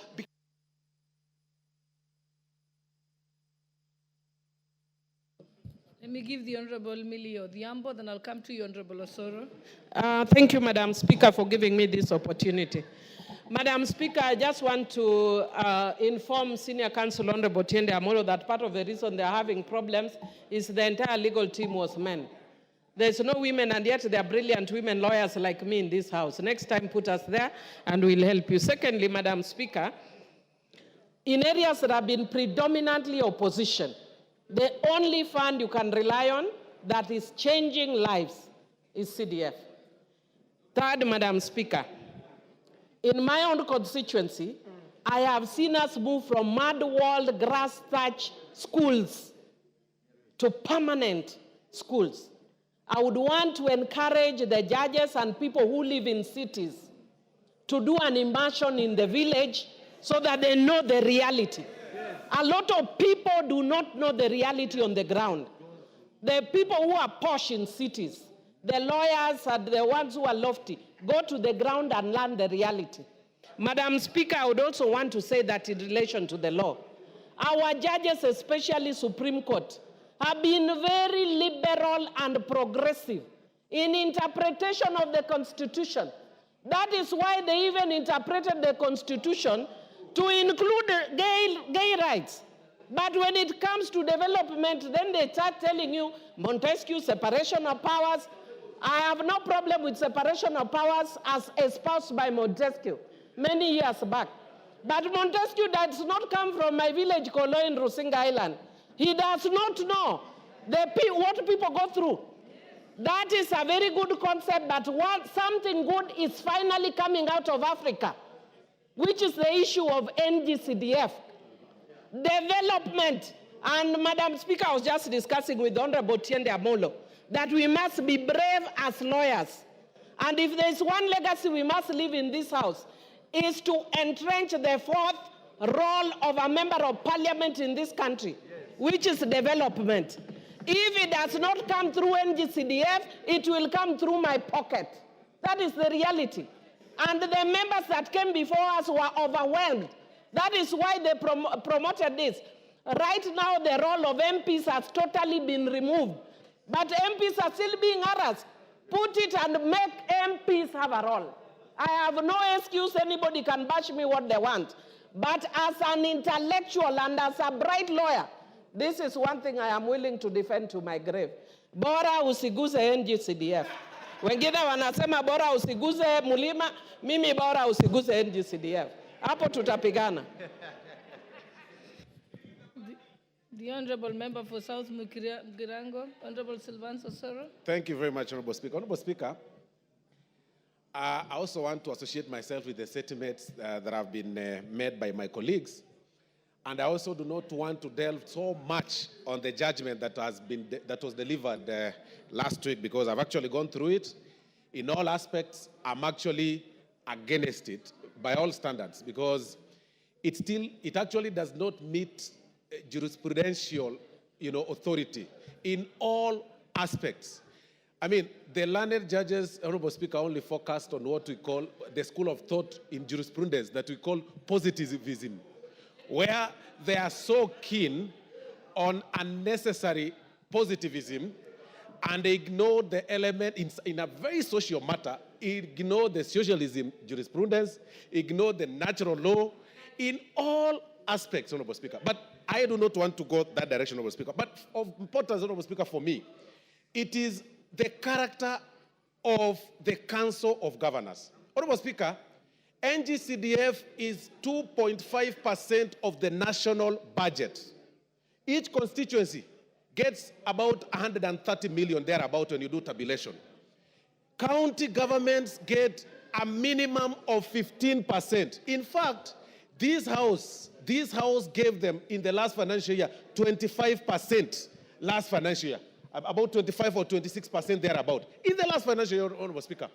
Honorable Speaker, when you do tabulation, you'll realize that in the 2.5% that we get, or the constituencies get in terms of the NGCDF, each constituency gets about 120 million at the highest, or 140 million shillings. Honorable Speaker, with the allocated amounts in the counties, some counties that get about 11 billion in the shared revenue, place in their budget 500 million for the office of the governor's expense. 500 million. But NGCDF for the consumption of the common mwananchi, only 100 million. With 11 billion in some counties, and even some of them getting up to 15 billion, you will actually need a microscope, and I've said this several times, to see what governors do. But they were the first people to go in court, Honorable Speaker. They applied to be interested parties in this matter. They even wrote a letter to the Chief Justice. And in now very common character and demeanor of the current court, Honorable Speaker, they've applied what we call judicial activism, populist rulings, populist judgments, where they now get their jurisprudence from Facebook, from social media, from messages they get, and sometimes from some political leaders who are against very important constitutions.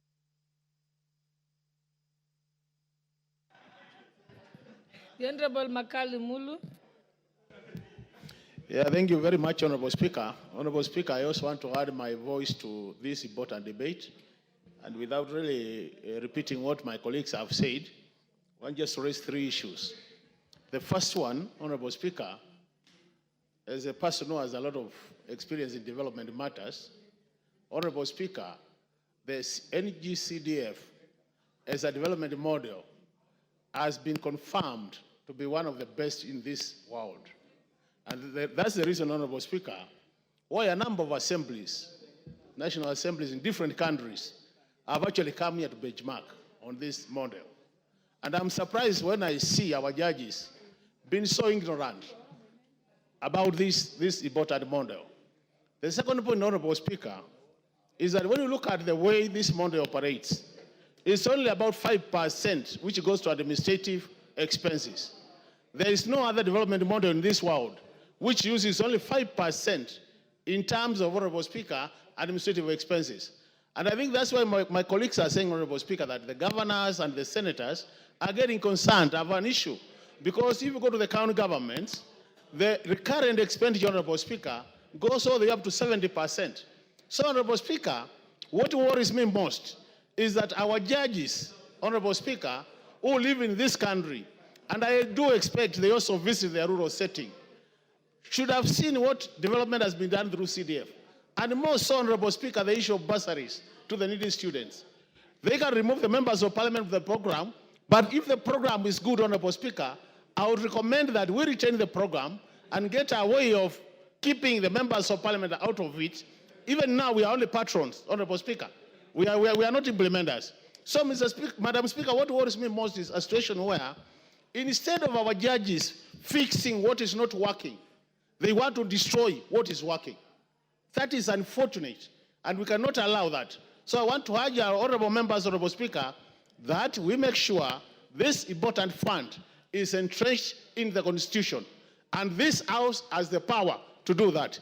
Ladies and gentlemen, honorable members, the ball is in our court. Can we do that as soon as possible so that we bury this matter forever?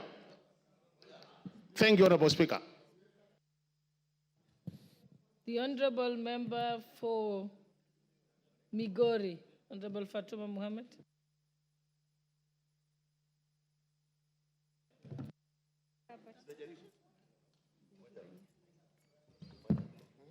Thank you, Madam Speaker.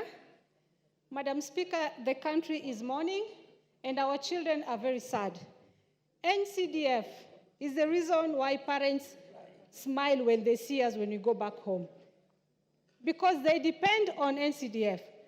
And the court should be aware that this thing does not help a member of parliament at all. We have no business with it. Our business is to give it back to the community where it belongs. It beats logic when the court says that this is unconstitutional. In fact, this should be amongst the 10 commandments of God.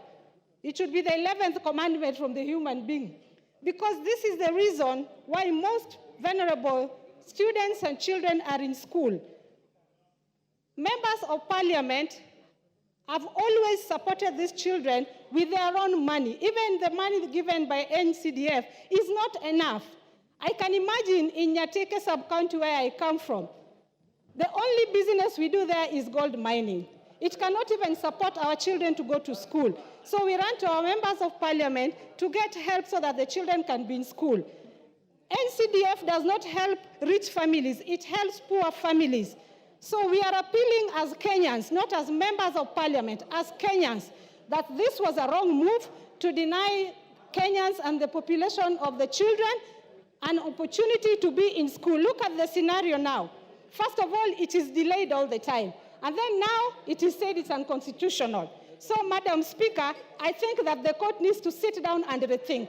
The judges, I am not against the judges, but I think they should rethink this, reconsider what they said about NCDF. They are not in contact with the people in the village. Their job, their responsibility makes them detached from Wananchi. But if they were to sit in the village and sit with the locals and drink uji with them, they would understand what parents and the children from the vulnerable families are going through. NCDF, it's like devolution itself. Without this, we will reach Nairobi, we will reach the Ministry of Education, even to bring a query to that sector for what is going on through our schools, through our students. So I beg that they reconsider, and instead of telling us 2 years, then they rather just disband parliament, because we have no business being here. Madam Speaker, it is disappointing, and I'm praying that they change their mind. The Honourable Member for Mwingi West, Honourable Charles Ngusia.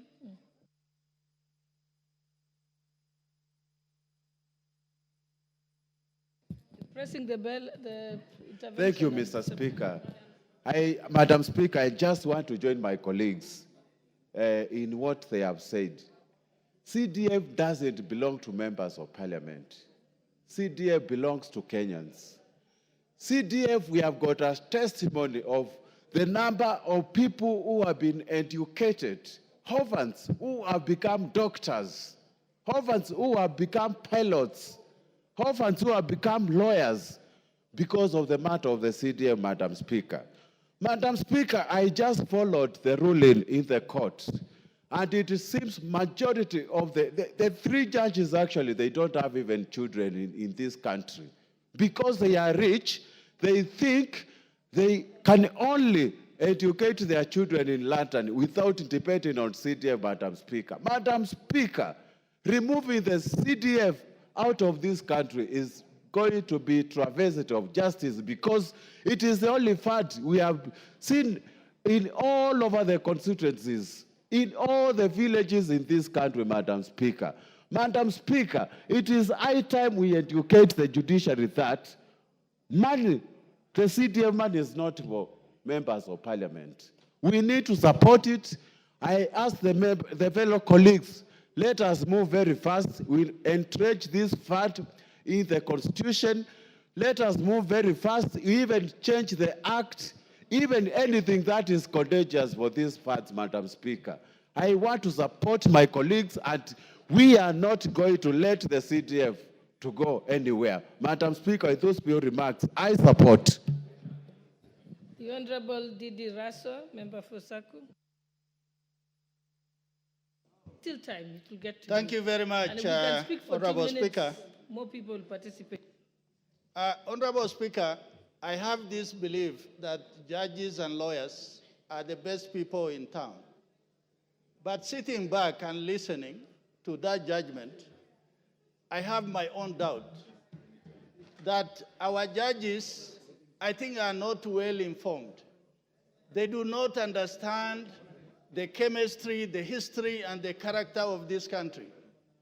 Without CDF, the children of the Dasanaj, the people who live on the shores of Lake Turkana, will not be able to go to school.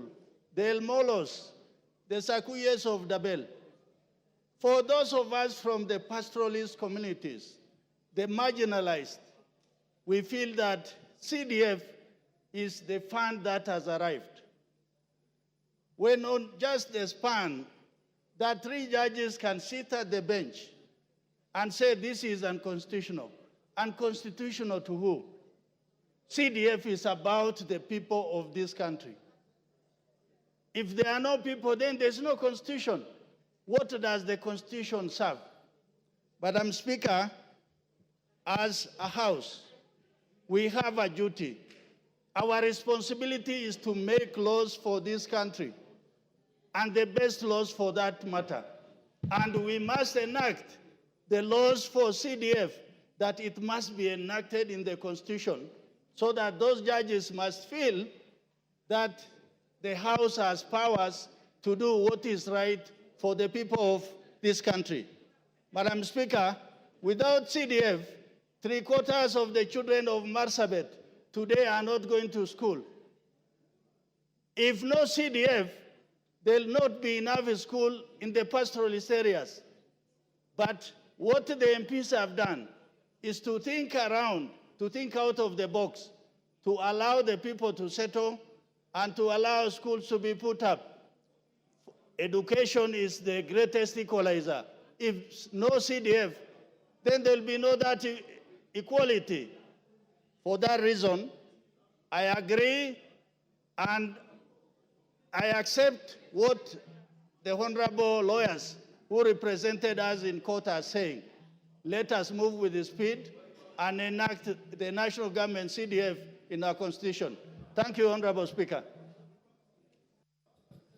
The Honorable Member for South Imenti, Honorable Shadrach Mwiti, who was actually the first this afternoon.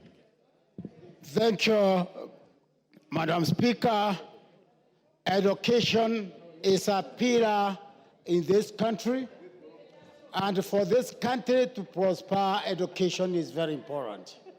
Secondly, Madam Speaker, security is vital to protect our people, and NGCDF is very critical for us to make education and security.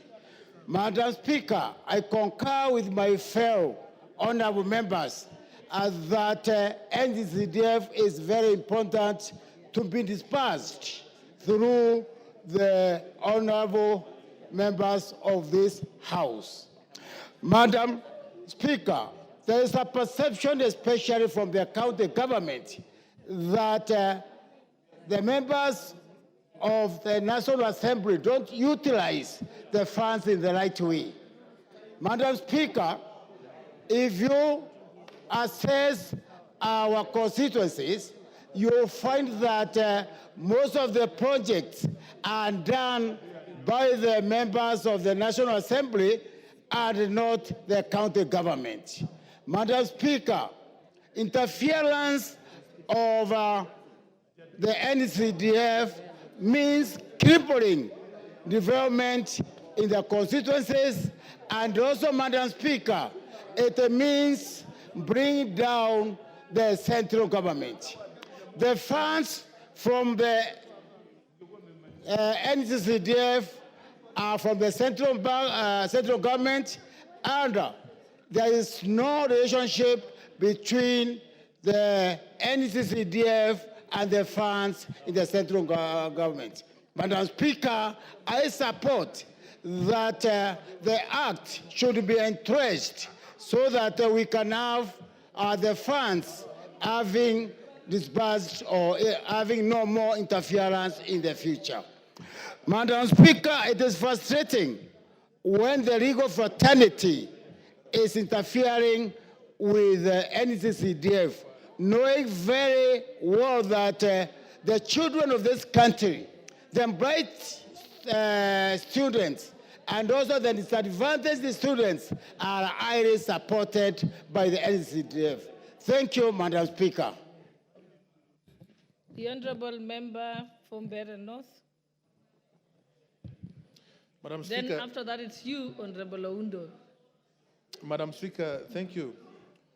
And CDF has played a very critical role when it comes to the marginalized areas, Madam Speaker.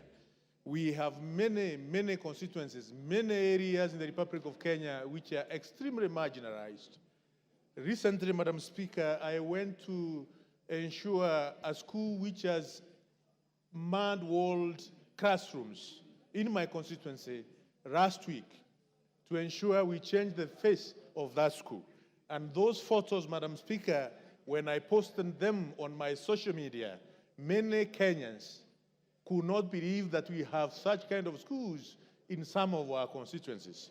Without CDF, Madam Speaker, many children who are going through CBC curriculum will not be able to enjoy an environment where they can nurture their talent as far as CBC curriculum is concerned. We not only have such kind of primary schools at the moment in our constituencies, in marginalized areas, but we need to change the face of such kind of schools. If we don't have CDF, Madam Speaker, most of our communities, most of the children of the very poor in marginalized areas will remain disadvantaged, will remain in big problems, and they will not be able to achieve what they are supposed to achieve, because these are, in most of these marginalized areas, you'll find we have very bright kids who can go even to orphan through scholarship if they go through the training process, the schooling process in the most appropriate way. Madam Speaker, I want to rebuke the judgment which was made by the 3 judges.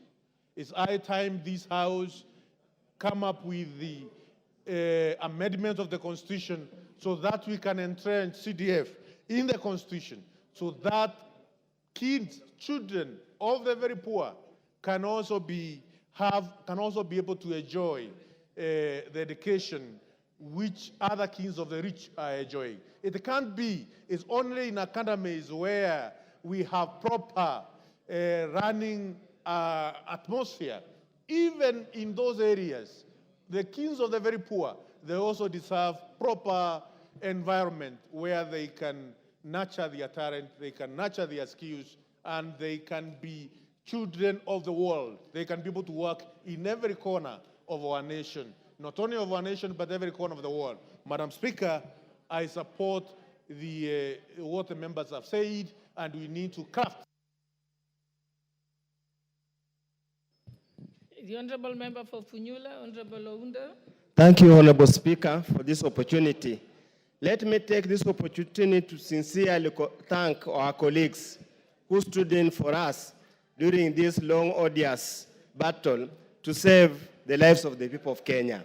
Honorable Speaker, I attended the judgment that Friday, and we left with the heavy legs, heavy heart, and I can see my friend Droppings was here, we were with him, and I sincerely felt that it was extremely unfair on the tone and the wording and the way the 3 judges dispensed of the matter. Honorable Speaker, I want to tell the people of Kenya very, very clearly. Number one, the import of the judgment was that a constituency is not a service delivery center. So it means essentially any person who votes in a constituency is simply a voting machine whose voice cannot be listened in the eyes of the judicial officers. They simply said, Honorable Speaker, they only recognize the counties. They do not recognize the constituencies. In their own words, they say that constituency is merely a center of representation, but it's not a center of service delivery. So therefore, people of Funyula constituency, for example, cannot come together and go anywhere and demand development. They'll be told by virtue of that judgment, you have no local standard, whether that's right or not, to demand any development.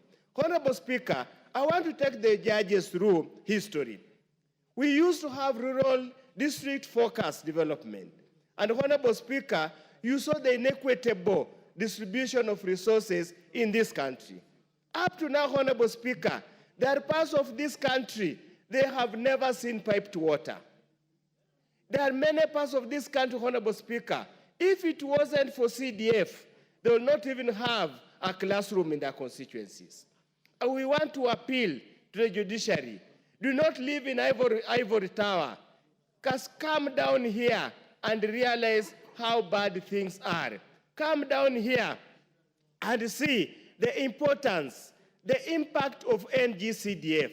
Compare with the 12 or so years of devolution, and let's do a comparative analysis, Honorable Speaker. It does not require anybody to do anything. You simply have to appreciate. At times, the law judicial activism must be laced with public policy, public interest, Honorable Speaker. I want to urge our colleagues, time to lament is now gone. We must save the people of Kenya from these beast bodies in wherever they are. It's time.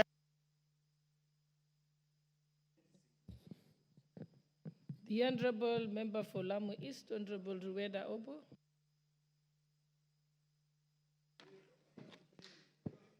Asante Bispika. Nami nipate nafasi nizungumze kuhusu hii NGCDF. NGCDF kwa wengine, kwa maeneo bunge mengine, ndio pesa peke yake unatarajia.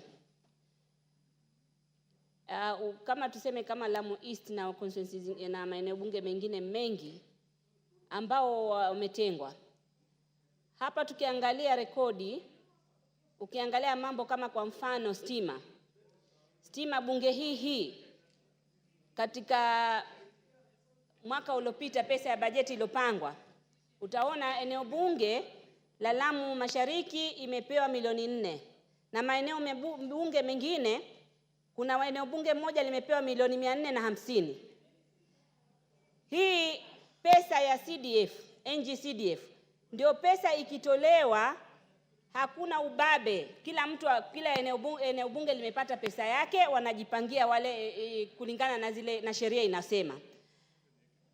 Hivi sahihi pesa ikiletwa hapa national government, sisi itakuwa kwenda mbio, maeneo bunge mengine itabakishwa nyuma zaidi, tutatengwa zaidi. Kama haya ambao upande mwingine mbinu ya mambo yote ya serikali inafaa iende kama hivi inavyoenda NGCDF.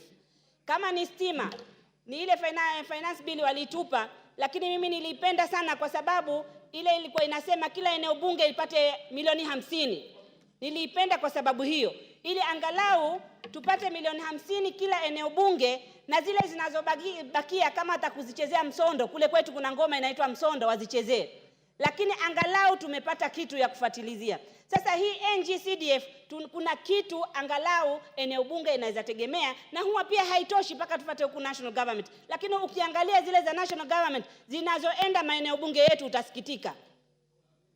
Mfano mzuri nimewapatia ni hiyo energy. Angalieni rekodi. Energy imekuwa kigawanywa vipi, na ambapo eneo bunge kama Lamu Mashariki haina hata inchi moja ya national grid. Lakini kama ilikuwa imefuata mtindo kama wa NGCDF, tukiwa na hakika kila mwaka tuna milioni 50, ingekuwa imesonga kitu kidogo. Sasa hii tunasikitika na inatuuma sana, na hatujui anatulekeza wapi. Kwa sababu kama leo hivi ninavyokuambia, President alikuwa ametusaidia kwetu kwa sababu elimu iko chini, na madhara ya elimu kwetu yameonekana. Vijana wameonekana wakienda kule wanavyokwenda. Ikabidi tusomeshe walimu, tukapewa nafasi za kupewa kuandikwa kazi. Ikawa walimu wamepatikana ni 2 peke yake wa kutoka Lamu Mashariki. Ni hii NGCDF ilikuwa tuokoe. Kwa sababu hii NGCDF sahihi wanasomeshwa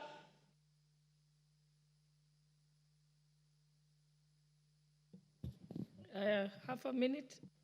Sahihi walimu wako Islamic Teacher College, wako Shanzu, wako kila pahali, tunasomesha walimu 100 na hii NGCDF ndio isaidie. Hao wanaosoma watapeleka wapi? Ambapo leo hivi niko na pressure kubwa ndugu yake Nurdin, mkwe wake Nurdin ambayo ni chairman wa board amewafukuza huko kwa sababu ya kunipunish mimi, ili kwa nini sijakubali Ishakani na Dar es Salaam Point iende Ijara. Hivi ninavyokuambia imehappen, wanafunzi wamefukuzwa kwa sababu sisi hatujalipa hiyo pesa. Sasa NGCDF ikitolewa sisi tunaenda wapi?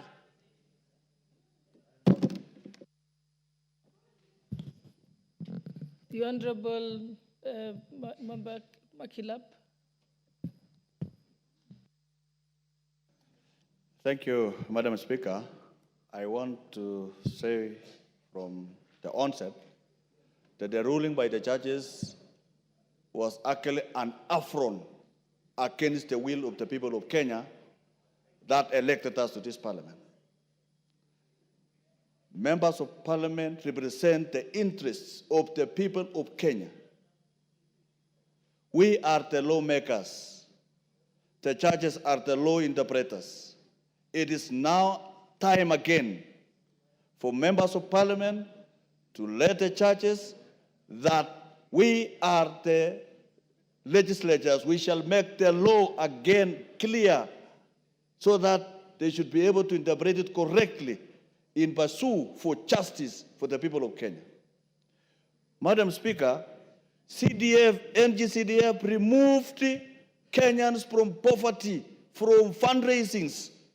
Many people were doing a lot of fundraising. Even people were being robbed of their livestock to finance schools, construction of schools, so that they sell animals so that they can be able to build the schools. The same citizens who are paying taxes, you follow them again to get money to build the schools. But when NGCDF came into being, that problem is sorted out.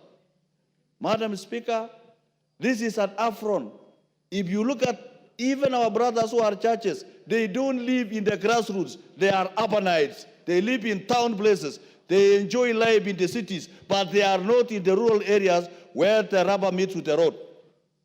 Madam Speaker, over the weekend, through NGCDF, we delivered a bus to one of the remotest places in my constituency called Guigui, a school that has over 1,200 students that have never seen a school bus. Madam Speaker, this is a serious matter that this House must prosecute immediately, because even the children of the brothers and sisters of churches who live in urban areas, they benefit from CDF because they get bursaries, Madam Speaker. Secondly, Madam Speaker, I want to let it know, Kenyans, that members of parliament are not managers. Churches, wherever you are, members of parliament are not managers of NGCDF. Go look for the gazetted NGCDF fund managers. We do an oversight. We do an oversight to ensure that the projects that have been actually planned are actually delivered within time. Madam Speaker, finally, let us now proceed to appeal this matter and come back within these 2 years that they have given us, concretize the law under the Constitution so that we restore order and tell churches. The Honorable Member for Gishugu, Honorable Githinji. Thank you, Madam Speaker, for this opportunity. And let me start by thanking my colleagues who handled this matter on a pro bono basis. And let me also commit that I'll also join them in the next phase, because I believe we have very good grounds of appeal. And in a nutshell, courts cannot dictate how national government would want to use its money. It cannot dictate which units the national government can use in service delivery to the people, and especially on the functions that are exclusively being left at the national level. Madam Speaker, the other issue is that we have seen Council of Governors as parties in this case. The first question is Council of Governors, or does Council of Governors hold any legal capacity? Where is it registered for it to have powers to sue or to be sued? You know, those are some of the issues that can also be raised. And also, these are busybodies. Some of these parties are busybodies who are against public interests. And, Madam Speaker, it is also the right time to utilize this opportunity. I remember Honorable Mule from Matungulu and I were the trailblazers in trying to entrench the CDF into the Constitution. And along the line, NADCO came up, and we agreed that we bring everybody together so that we can be able to discuss. And now comes the second time, and a very good opportunity for us now, as members of Parliament, with the overwhelming support that we had from everybody in this House, we'll be able now to be able to entrench it in the Constitution, as we also take the opportunity to appeal against the judgment. Thank you, Madam Speaker. The Honorable Member for Ugenya, Honorable David Ochi. Thank you so much, Madam Speaker. Madam Speaker, I have a different view from the rest of the membership. Madam Speaker, it cannot be said that the CDF is extremely important for the growth of this country. But Madam Speaker, as a parliament, we have fallen short. Every time we've had a chance to deal with this matter with finality, we move in a hurry, we move with emotion, we don't do what's supposed to be done. We've amended the CDF Act so many times without getting it right. So, Madam Speaker, I believe that we can do this time round with a level head, a cool head, get it right. Let's entrench the constituency as a level of devolution. That's what the court is telling us to do. That if the award is a level of devolution, can we entrench the constituency as a level of devolution so that it works out? Number two, Madam Speaker, members of Parliament representing constituencies, stop going out saying the CDF is your fund. It isn't your fund. Members of Parliament say, oh, my CDF cannot be touched. It is not yours. But you go out talking about it as if it's your fund. That's what the court is saying. They don't want members of Parliament putting their hands in CDF. I agree with their right. Let's change the law to ensure that what the court is saying is not right is made right. We cannot come here and start saying, oh, judges did this. That is their role. Our role is to make law. Judges' role is to interpret the law. We can't keep abusing judges every time they do something against us. It's not the way you run a country.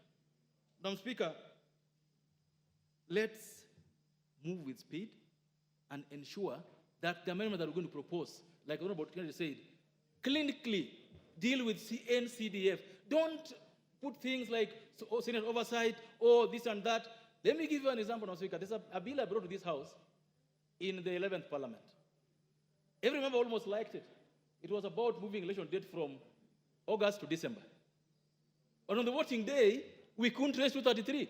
We had 227, twice. If members believe in this, let's put our heads together. Let's get a good law. Let's not blame everyone else apart from ourselves. It's us to blame. We are the lawmakers. Madam Speaker, I support and I hope that we can soon do this to ensure that the CDF is entrenched right inside the Constitution. I support. I think second last I'll give the Honorable Member for Masinga, Honorable Mwalio, because the Speaker had given us, I've added another 10 minutes, so I think we have to close now because we had 1 hour. Thank you, Madam Speaker, for the opportunity to be able to speak about the NGCDF.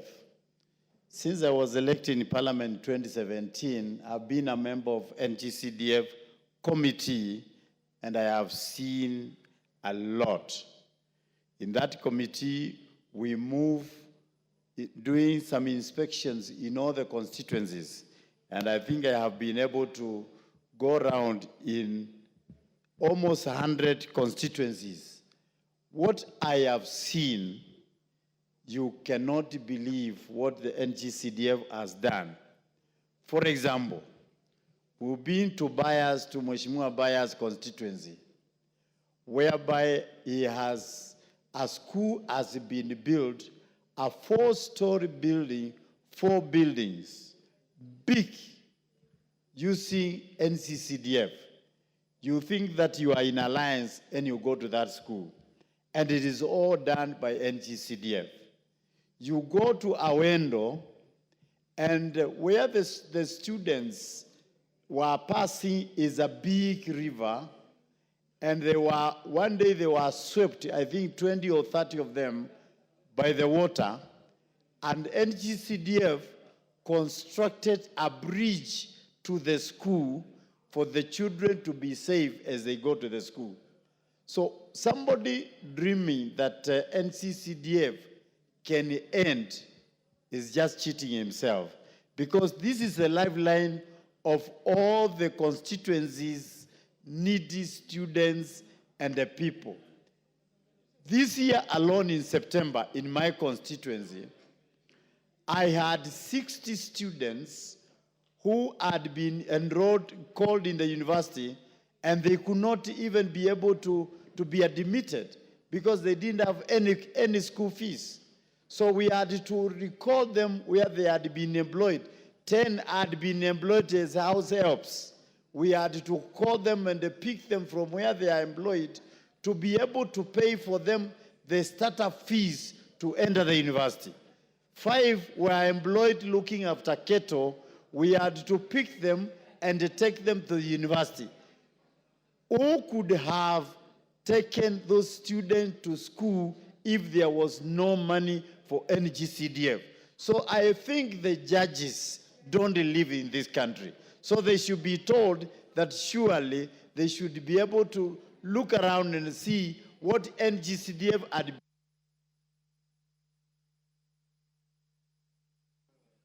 The Honorable Sirma, you're going to have the last bite on this. So now, honorable members, thank you. I don't have that luxury to give one person more because of the time. It was 1 hour. The speaker added 10 minutes. That time is lapsed. Put it on. All right. Mr. Speaker, thank you for the opportunity you have given me. Being the chair of the National Government Constituency Development Fund Committee of Parliament, I wish to thank the members who have contributed to this, and they have clearly shown that they mind about Kenyans, because Kenya is our country and we love it. I also want to thank the advocates of this House who gave pro bono service to this case. Mr. Speaker, I would say judges who dealt with this matter are failed Kenyans. And we want to say that they should have just resigned today so that they can go and explain, or they could go and face Kenyans so that they know the pain Kenyans are going through in their villages. Mr. Speaker, this fund is an equalizer to all other funding in this country. The member from Marakwet West, what's out of order? Out of order. Honorable Speaker, Honorable Sirma has made a very serious remark that the judges must resign today. Honorable Speaker, is it in order, knowing too well that the procedure for removal of judges from office, that the Honorable Sirma makes a remark to the effect that the judges who made the ruling must resign, knowing that the judiciary in this country is independent and there is a procedure for removal from office of a judge. Honorable Speaker, that remark must be withdrawn and should not be on record. Of course, Honorable Sirima, you must withdraw that remark, if indeed you made it. I said they have failed Kenyans, and if their conscience is right. Order. Order. Honorable Sirima, did you say the judges must resign for making this judgment? Then did you say they must or should? Should. I said they should, based on the consciousness of what they did against Kenyans. Go ahead with your submission. Yeah, Mr. Speaker, CDF is an equalizer of development in this country. There are sections of this country who have been left behind, but CDF has brought them to be equal to other areas. Mr. Speaker, this fund is audited by 6 institutions. So therefore, when they say there is theft, I think it's a very wrong notion. Mr. Speaker, the judges mentioned that the CDF fund account managers. Their term in the constituency is based on the term of parliament of the member of parliament. It is wrong, and they got it all wrong, Mr. Speaker. Mr. Speaker, all what we know is that according to the Act, the fund managers are moved from one place to the other based on their performance in various areas. Mr. Speaker, also the mistake they have done is to say that we are dividing revenue based on the national cake of the country. We are only taking money from the national government section of the amount of money which are allocated to the national government.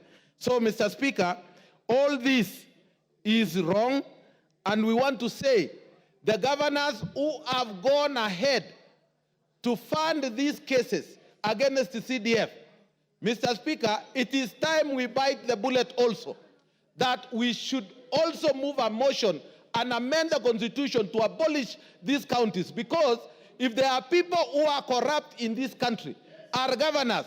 There is no governor who finishes his term without going through court as he goes home. So they have stolen, and they have been found to be guilty in where they are. So, Mr. Speaker, it is time Kenyans thought about it, and we amend the constitution, abolish the 47 counties, and give us a lesser counties which are manageable with very few thieves. Thank you, Mr. Speaker. Okay. Few thieves, no thieves. Next order.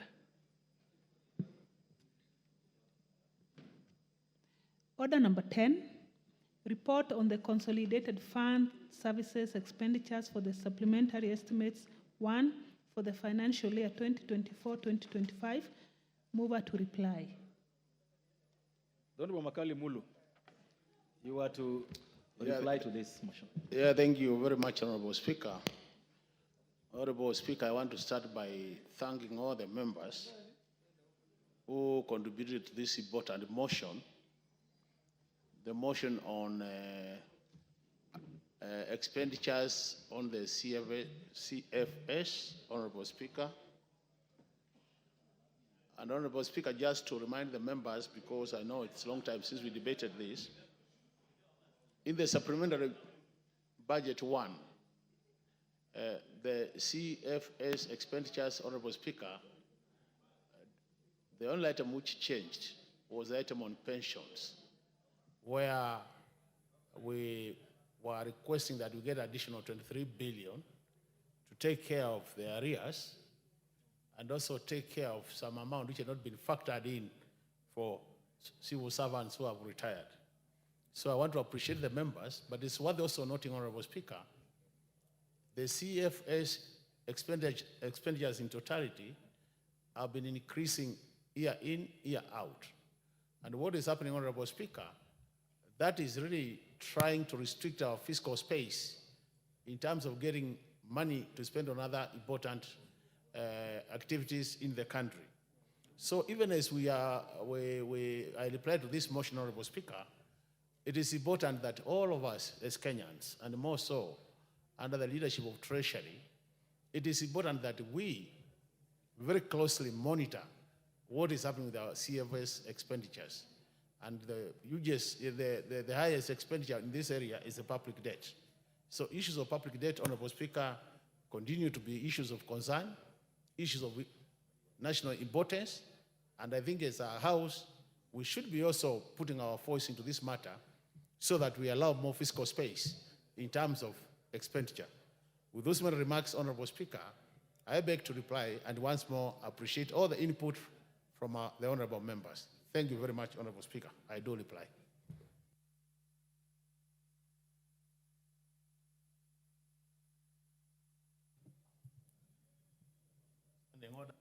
Makali Mulu, you want to come back? Yeah, Honorable Speaker, I wanted to come back, and I want to, I'm standing on standing order number 53, Honorable Speaker, where I want to, 53, Section 3, where I want to request that we defer the putting of this question to another day, Honorable Speaker, if you allow. Thank you very much. Thank you so much, honorable members.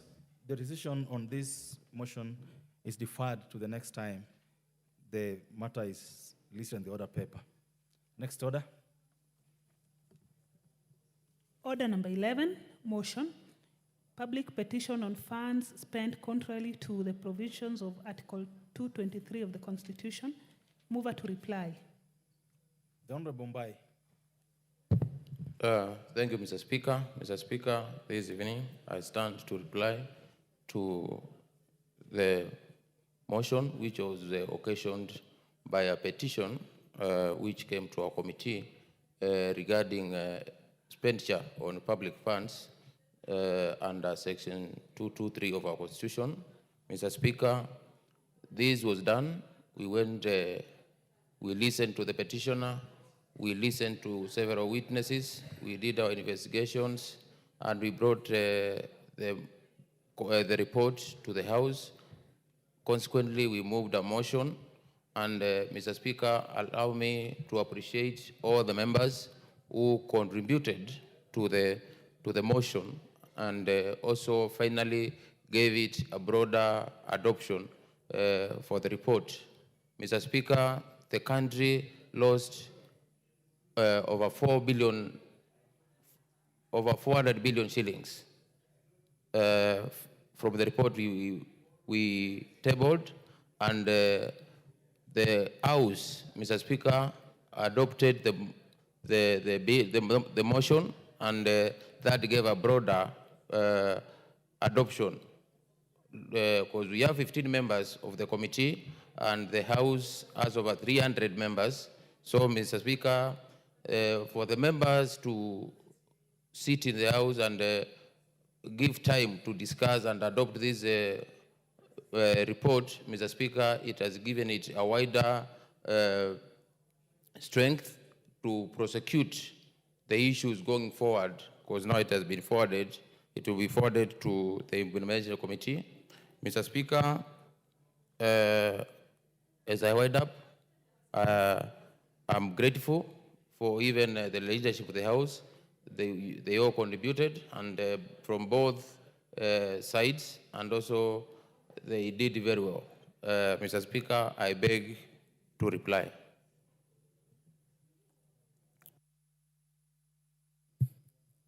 Is Honorable Mbai?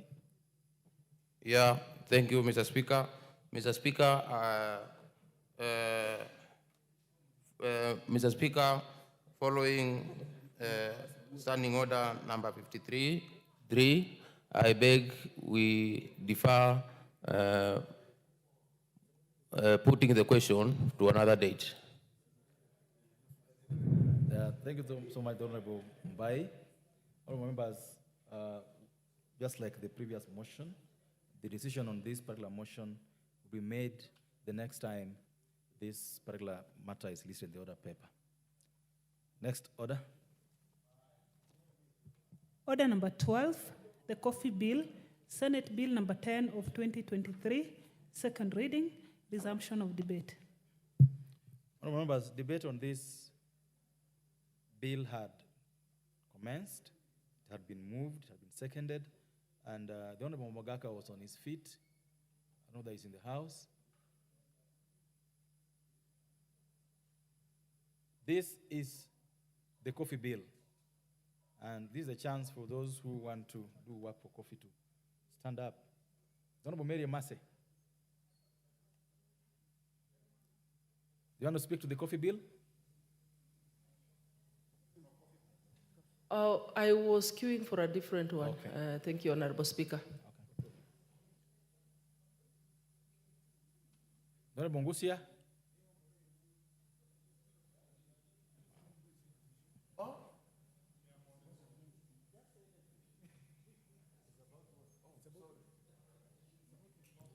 Honorable Gichimu, go ahead. Mr. Speaker, thank you very much, Mr. Speaker, for giving me this opportunity to contribute to this coffee bill. Coffee bill is a very important, coffee is very important, a great item. Order. No, Mawade, who gave you the chance to speak? This chance is for member for Honorable Gishimu of Gishugu. Mr. Speaker, You didn't even request for a chance. I did. I've been waiting. Order. Honorable Gishimu. Thank you, Mr. Speaker, for confirming that this chance belonged to me. There is only one Honorable Gishimu member for Gishugu in this parliament, so I was wondering.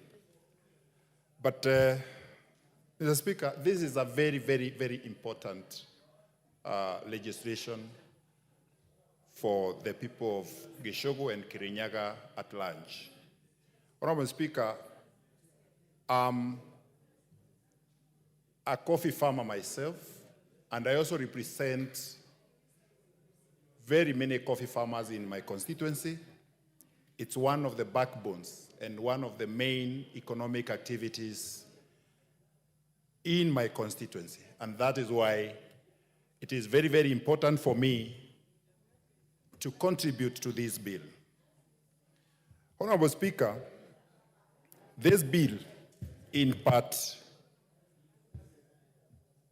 but before I contribute, let me first of all say that this bill came before this House, or a bill similar to this came before this House in the 12th Parliament, and this House deliberated on this bill. We ably passed the bill with amendments, as having gone all the relevant stages of the lawmaking, and it was subsequently submitted to the Senate, where it died before the lapse of the last parliament.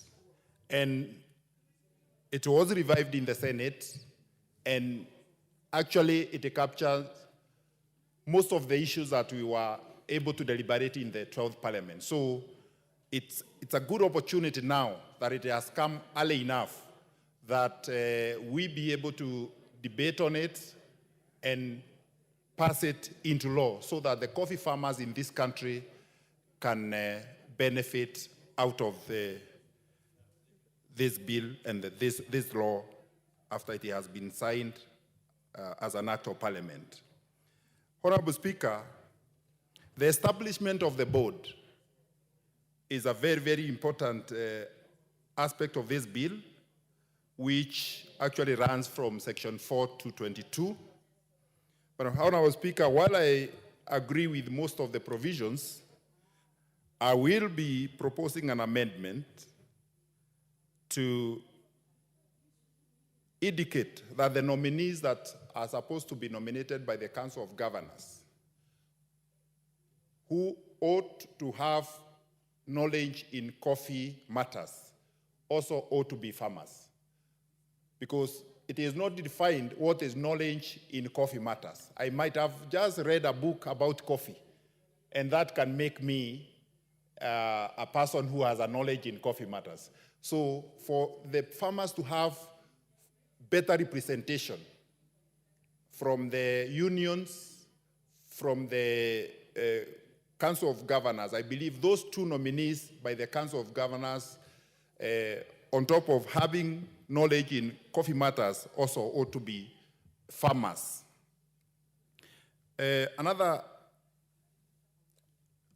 area that I will also be seeking an amendment is to exempt the farmers who are appointed by the largest union of farmers or organization of farmers to have 3 years experience in management. That will lock so many farmers who can be qualified, because farmers are supposed to be, their experience is in farming. It is not in management. So, Honorable Speaker, that is an area that I feel we need to exempt that class of people, of farmers, so that they are not locked out of the board. Honorable Speaker, I'm also delighted to see that part of the functions of the board is on market intelligence and market promotions for coffee in the international market. And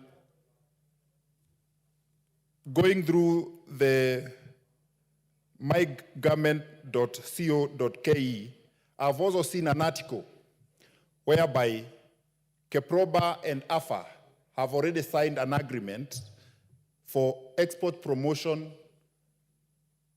and market intelligence in coffee matters. And that is a reform in the right direction towards promoting and helping our farmers in this country to be able to command the already established market, and also to create or to come up with the new markets so that our farmers can be able to increase their earnings. Because one of the problems that we've been facing is that we have over-relied on the traditional markets in the coffee sector. It is the right time we empower those agencies in this country who spend and use taxpayers' money like Keproba. Keproba was born out of merging of the Kenya Export Promotion Council and Brad Kenya, so that it can be strong enough to be able to market Kenyan products abroad, promote Kenyan products. And I think this is the high time that this agency is well funded so that it can take Kenya to the next level. Actually, in this country, Honorable Speaker, we have signed so many agreements. Yeah, we have signed the Kenya-EU trade agreements, the Kenya-UK trade agreements, but who is following up on these agreements to make sure that we utilize the chances that we have through this agreement so that we can be able to export as much as possible, build our forex, earn more money for our farmers.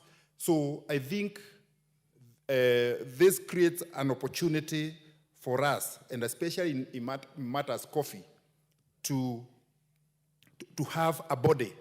And much as the board is also mandated in promotion and marketing of coffee, I think, and I will be proposing an amendment, that the 2% that will be levied, that will be paid by the buyers, at least a slice of it ought to go to export promotion in matters coffee. And I think this will really, really help our farmers in solidifying the existing market and also the emerging ones. Honorable Speaker, I will also be proposing an amendment that we delete Section 8 or Clause 8Q, whereby it is proposing that the Cabinet Secretary can also assign other functions to the board. That will be leaving a very open check to the Cabinet Secretary. We should have exhaustive functions that have been given to the board, but we cannot leave the Cabinet Secretary to assign other functions. We cannot further delegate that function. It's only Parliament which has, the Cabinet Secretary can only make regulations, but cannot be left to give the board other functions. Honorable Speaker, there are many, many other areas that I will be looking at, and I'm also happy that the budget for cooperative society has been capped up to 10%, so that the cooperative society do not also exploit farmers. Because some of the cooperative society charge farmers up to even 25% of the proceeds to go to the expenses. This is a reform towards the right direction, and this is a bill worth supporting. There are many, many other amendments. Because it's a lengthy bill, I will not be able to cover each and every clause, but I will be proposing amendments that are pro-farmer, that will help farmers, and that will also help farmers to be able to earn more out of their sweat of coffee, which has been invaded by cartels for many years.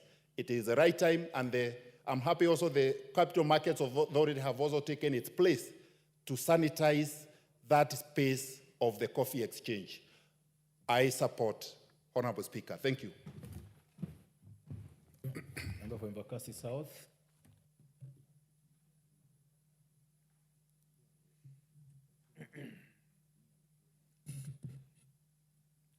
Thank you.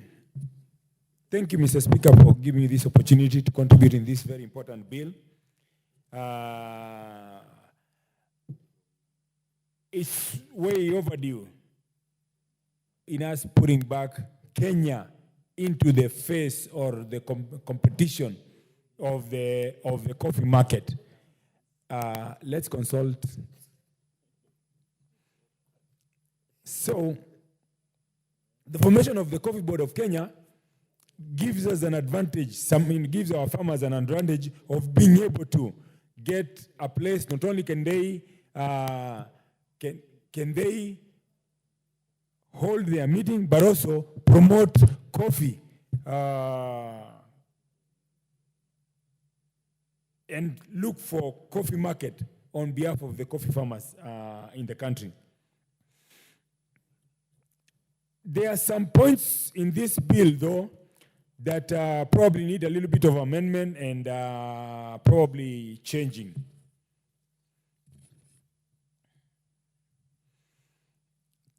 Because on part 3, item number 23 talks about role of county government, and then A, it says, implement the national government policy relating to coffee. How can the county government implement the national government policy relating to coffee? That portion needs to be amended as Mheshimiwa Geshomo has indicated a short while ago. Also,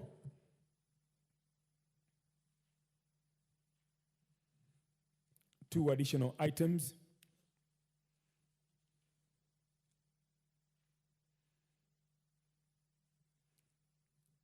I believe the licensing of a coffee farmer is not a bad idea, but the filing of the returns on a monthly basis is too demanding. It is putting too much on the coffee farmers. Let's allow for some of these policies to be generated by the board. Let's not micromanage the board. Having said that, thank you very much, Mr. Speaker, for giving me an opportunity to contribute to this very important bill. Thank you and God bless you. Thank you. Honorable Luyai of Saboti. Okay. Honorable Oundo of Funyula. Honorable Speaker, thank you for this opportunity. Allow me, Honorable Speaker, to make my contribution from 3 points of view. The first point of view, Honorable Speaker, is that I'm a consumer of coffee. I like drinking coffee. Secondly, I'm a Kenyan, and for many, many years, coffee was considered the black gold of Kenya. Thirdly, Honorable Speaker, allow me also to make a contribution on the strength of my membership in the Committee of Trade, Industry and Cooperative, in which a big chunk of this bill is going to be domiciled, so to speak. And Honorable Speaker, let me also take this opportunity to state that recent studies have suggested part of Funyula constituency and part of Ugenya are suitable for coffee plantation, coffee growing.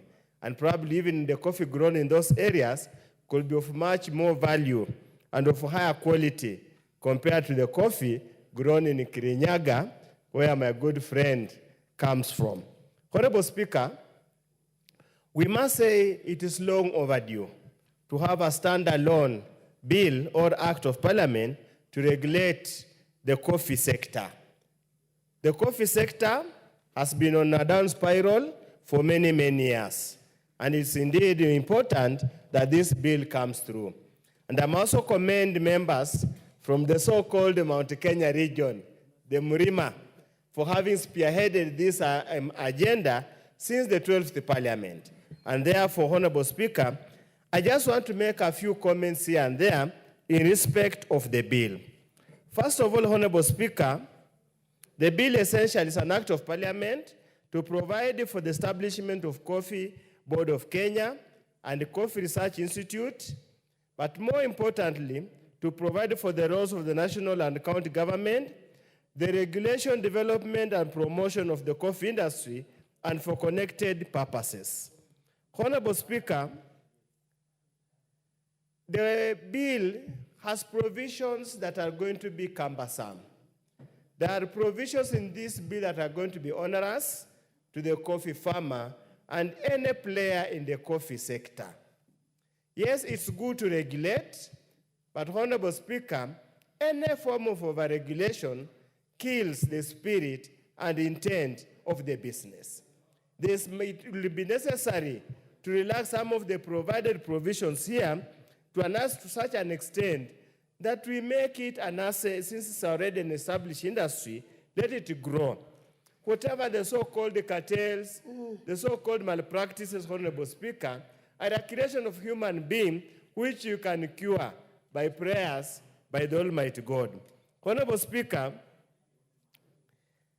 first of all, we start with the problem of definitions under Clause 2. For example, Honorable Speaker, coffee grower is defined as a person who cultivates coffee in Kenya. Is linked to a licensed pulping station and may be for purposes of licensing, include a cooperative society, coffee union, association, or an estate. What happens, Honorable Speaker, if I grow coffee as an ornamental crop? Does it mean that then it will be, I'll have to register, or even if just I grow it for purposes of my own consumption? Honorable Speaker, I also have issues with Clause 8, and I thought whoever the co-sponsor has been here, Clause 8, and this concerns the composition of members of the board.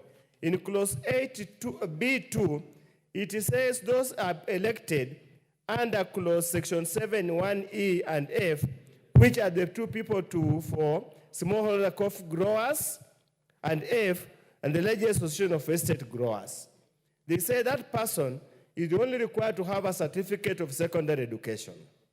Honorable Speaker, yesterday, there was an article in the newspaper, I think Daily Nation, from Kipra, which bemoaned that the poor productivity in the cultural sector is simply because the sector is dominated by persons of low academic qualification or educational levels. Honorable Speaker, we will not cure the malady, the malaise, the challenges in the coffee sector if we again entrench the stereotype that only people of low educational level who can participate in agriculture. We must open it up and probably enhance the level, because quite a number of MPs here are coffee growers and are fairly educated, Honorable Speaker.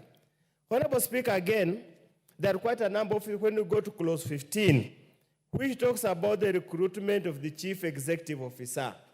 I would have imagined that should be the collective responsibility of the board, so to speak, as a corporate body, instead of having that responsibility being undertaken by the boards of directors in their individual capacity or severally. Honorable Speaker, again, these are the areas that we need to move amendments. Honorable Speaker, in the absence, again, when you go to Clause 21, in the absence of the Chief Executive Officer, the documents of the company ought to be signed by the company secretary in the first instance, or in the absence of the company secretary, probably then a person appointed by the board. Honorable Speaker, when you look at the roles of the county governments, again, we are now in the constitutional moment, as was stated in the CDF Act, requiring the member in the county government to collaborate with law enforcement agencies to enhance security in the coffee growing area. It cannot work, because a CEC, an extension officer or employed by the county government, cannot direct members of the National Police Service to undertake any service. Honorable Speaker, recently we passed here the county government uniform licensing bill that has to go back to Senate for mediation. It has got very elaborate procedures on licensing various businesses and various activities at the county level, and that's cuts across the entire country. Honorable Speaker, I would imagine any form of licensing should therefore follow the procedures set down in the bill to avoid duplication and to avoid granting, in some instances like clause 25, discretion to a county executive member to issue a license or to deny a license. Honorable Speaker, clause 30 provides that the board may license a laboratory. I am of the view, considered view, Honorable Speaker, that the board has no capacity to license a laboratory. The body authorized to license or accredit a laboratory is Kenya National Agricultural Services, KENAS. So obviously that amendment has to be done. Honorable Speaker, if you go through the various clauses of the bill, provides that the grower, the seller, the what, will be submitting returns every month. Honorable Speaker, this is cumbersome and it's too expensive. If you understand the coffee auction process, the coffee processing process, Honorable Speaker, requiring all actors to submit returns every month is cumbersome, it is not workable, and you'll have repetitive data that offers no value to statistics. Would therefore probably suggest in the committee of the whole House on the issue that probably they do it on a quarterly basis or any other frequency that the Cabinet Secretary, in consultation with the Council of Governors, might decide, might direct. Honorable Speaker, I'm happy there's the traceability component. I'm happy there is the issue that if there has to be any form of blending, then it must be very clearly stated. Honorable Speaker,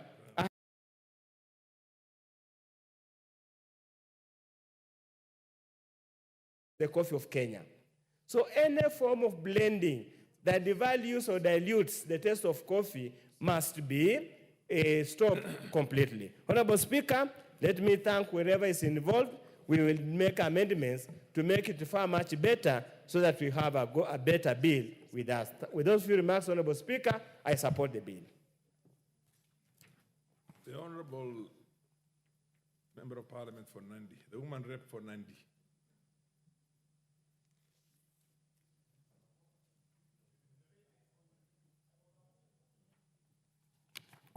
Thank you, Honorable Speaker, for giving me the opportunity to contribute to this very important bill on the floor of this House today. Honorable Speaker, I must state that Nandi County is a coffee growing area from a long time. And Honorable Speaker, if you ever happen to visit my house, there is one coffee tree that is used as a flower but produces very good quality of coffee when harvesting time comes, Honorable Speaker. Honorable Speaker, it is something that had ceased existing in some parts of Nandi that used to do very well in coffee because of the issues of the unpredictable prices and the lack of structures in the cooperatives and the selling of the coffee previously, Honorable Speaker. But Honorable Speaker, especially being the woman rep for Nandi, Honorable Speaker, and being keen on development and being keen on empowerment of women, we have a vibrant program called Mama na Kahawa.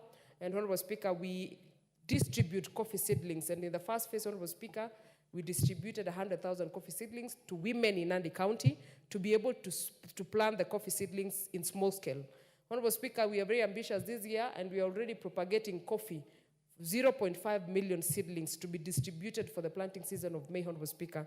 And Honorable Speaker, that brings me to the point that this particular bill has come at a very good time, Honorable Speaker, and it is a very important bill, Honorable Speaker, regarding for the farmers of coffee.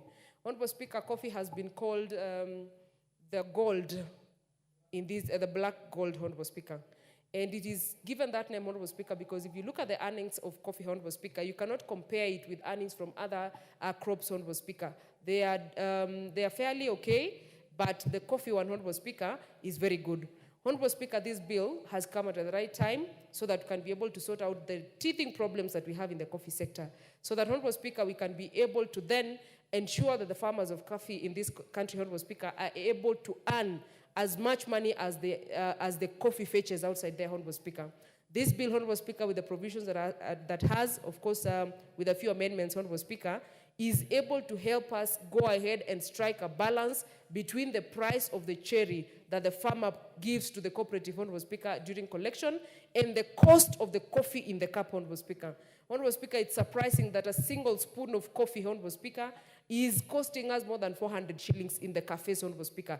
But the farmer who actually tills the land, who procures the seedling, who actually tends to the crop, who actually goes ahead and pick the cherry, and of course, Honorable Speaker, is sure to take care of the cherry, Honorable Speaker, all the way to processing, is earning 1% of what one spoon, Honorable Speaker, of coffee is costing. And Honorable Speaker, looking at this bill and the provisions that herein, it is clear, Honorable Speaker, that we are going to bridge the gap between the coffee, the cherry, and the coffee in our cups, Honorable Speaker.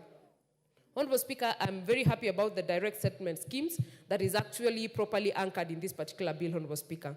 Honorable Speaker, we've had a problem with our farmers waiting for so long for their money after the coffee has been sold. And I'm happy, Honorable Speaker, that with this bill, we are going to ensure that a farmer is paid immediately the coffee is sold, Honorable Speaker. And Honorable Speaker, this is a move that will get our farmers out of the circles of debts and loans, Honorable Speaker, that you are always asking for loans to pay farmers, and when the money comes, you are actually paying loans, and the farmers wait longer. And I'm pleased with that, Honorable Speaker. Honorable Speaker, for a very long time, we've been witnessing issues of theft of coffee either on the road or in the storage, Honorable Speaker. And I am happy that this particular bill gives us a police unit that is able to guard this coffee, whether in the store or the warehouse or when it is on transit to where they are going to be sold, Honorable Speaker. And Honorable Speaker, this will help us to cut the organized crime, I would say, because when you follow the trail of the stolen coffee, it ends up somewhere, and that somewhere, Honorable Speaker, happens to be someone who deals with coffee anyway in the end. So I am very pleased with that. Lastly, Honorable Speaker, I am happy about the introduction of a common structure.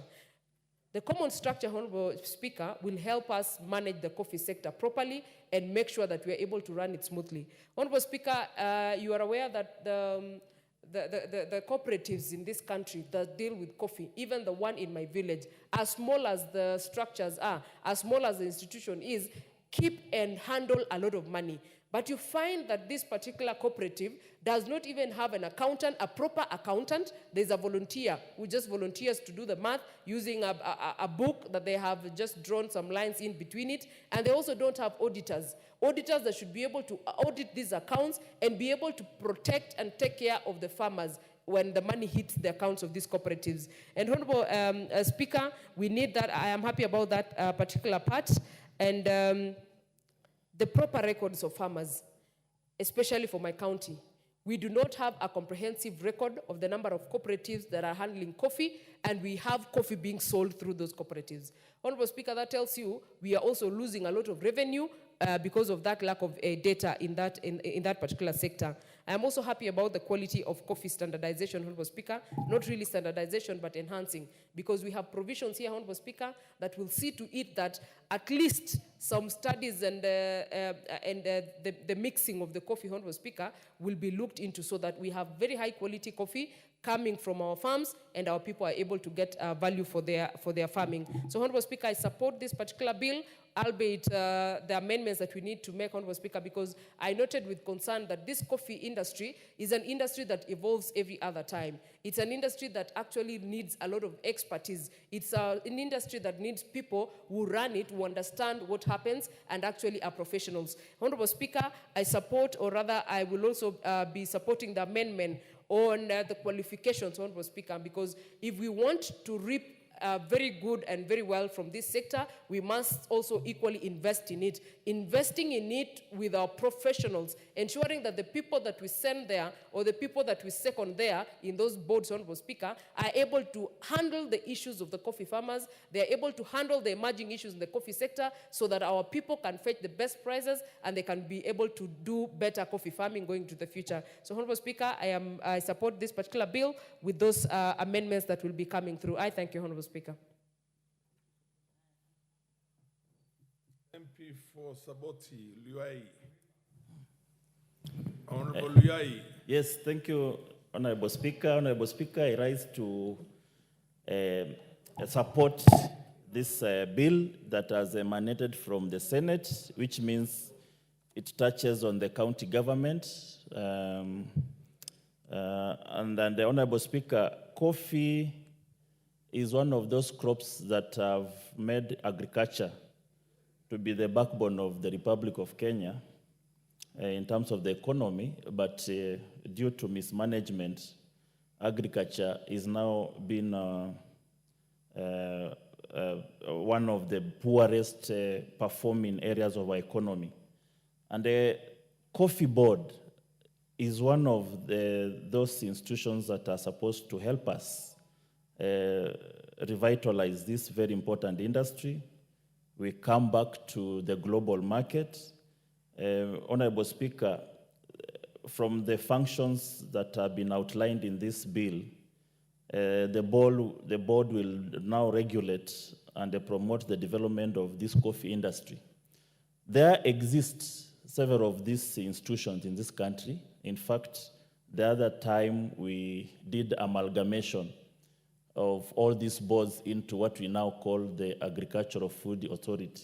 And now we are even thinking going back to their respective. We amalgamated coffee, we amalgamated the sugar, tea, pyrethrum, cashew nuts, and what have you, into one body called AFA. But you can see their independent boards are also seeking their autonomy so that they are regulated differently. We cannot amalgamate crops that makes agriculture the backbone of our economy into one body that is susceptible to cartels, that is susceptible to mismanagement, and eventually losing out on agriculture. Honorable Speaker, I come from a highly agricultural area of Trans Nzoia, and the farmers are becoming disillusioned every other day.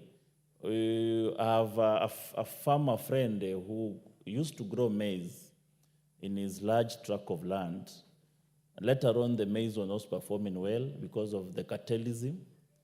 He tried to put sugar cane. Of course, there is also cartels in the sugar. He uprooted. He started growing tea. He went to Napier grass, surprisingly.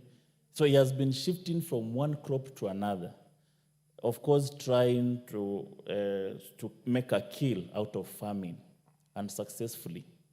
He tries also coffee, you find there are also cartels there.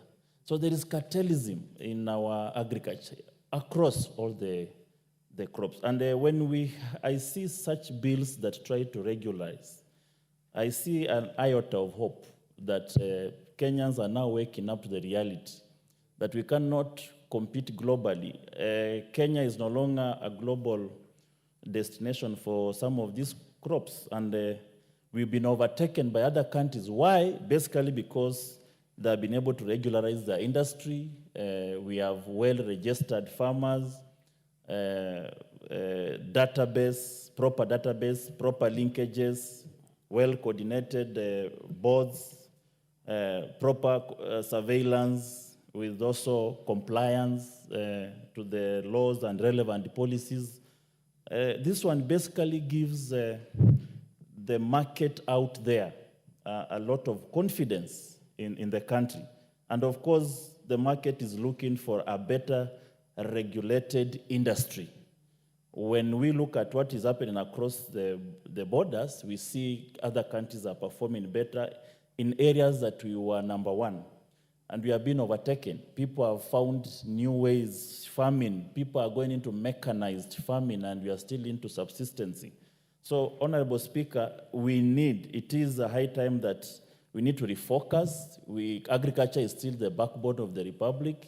We cannot stay and leave our agriculture to the global market forces, and eventually will be pulled out of the market in terms of the agricultural products. So, Honorable Speaker, I support the regulations of the coffee, establishment of the coffee, and even the linkages with the county government. Coffee has been there, of course the boards have been there, but the county governments did not envisage where agriculture will be devolved, and therefore they be part and parcel of the legislation at the county level.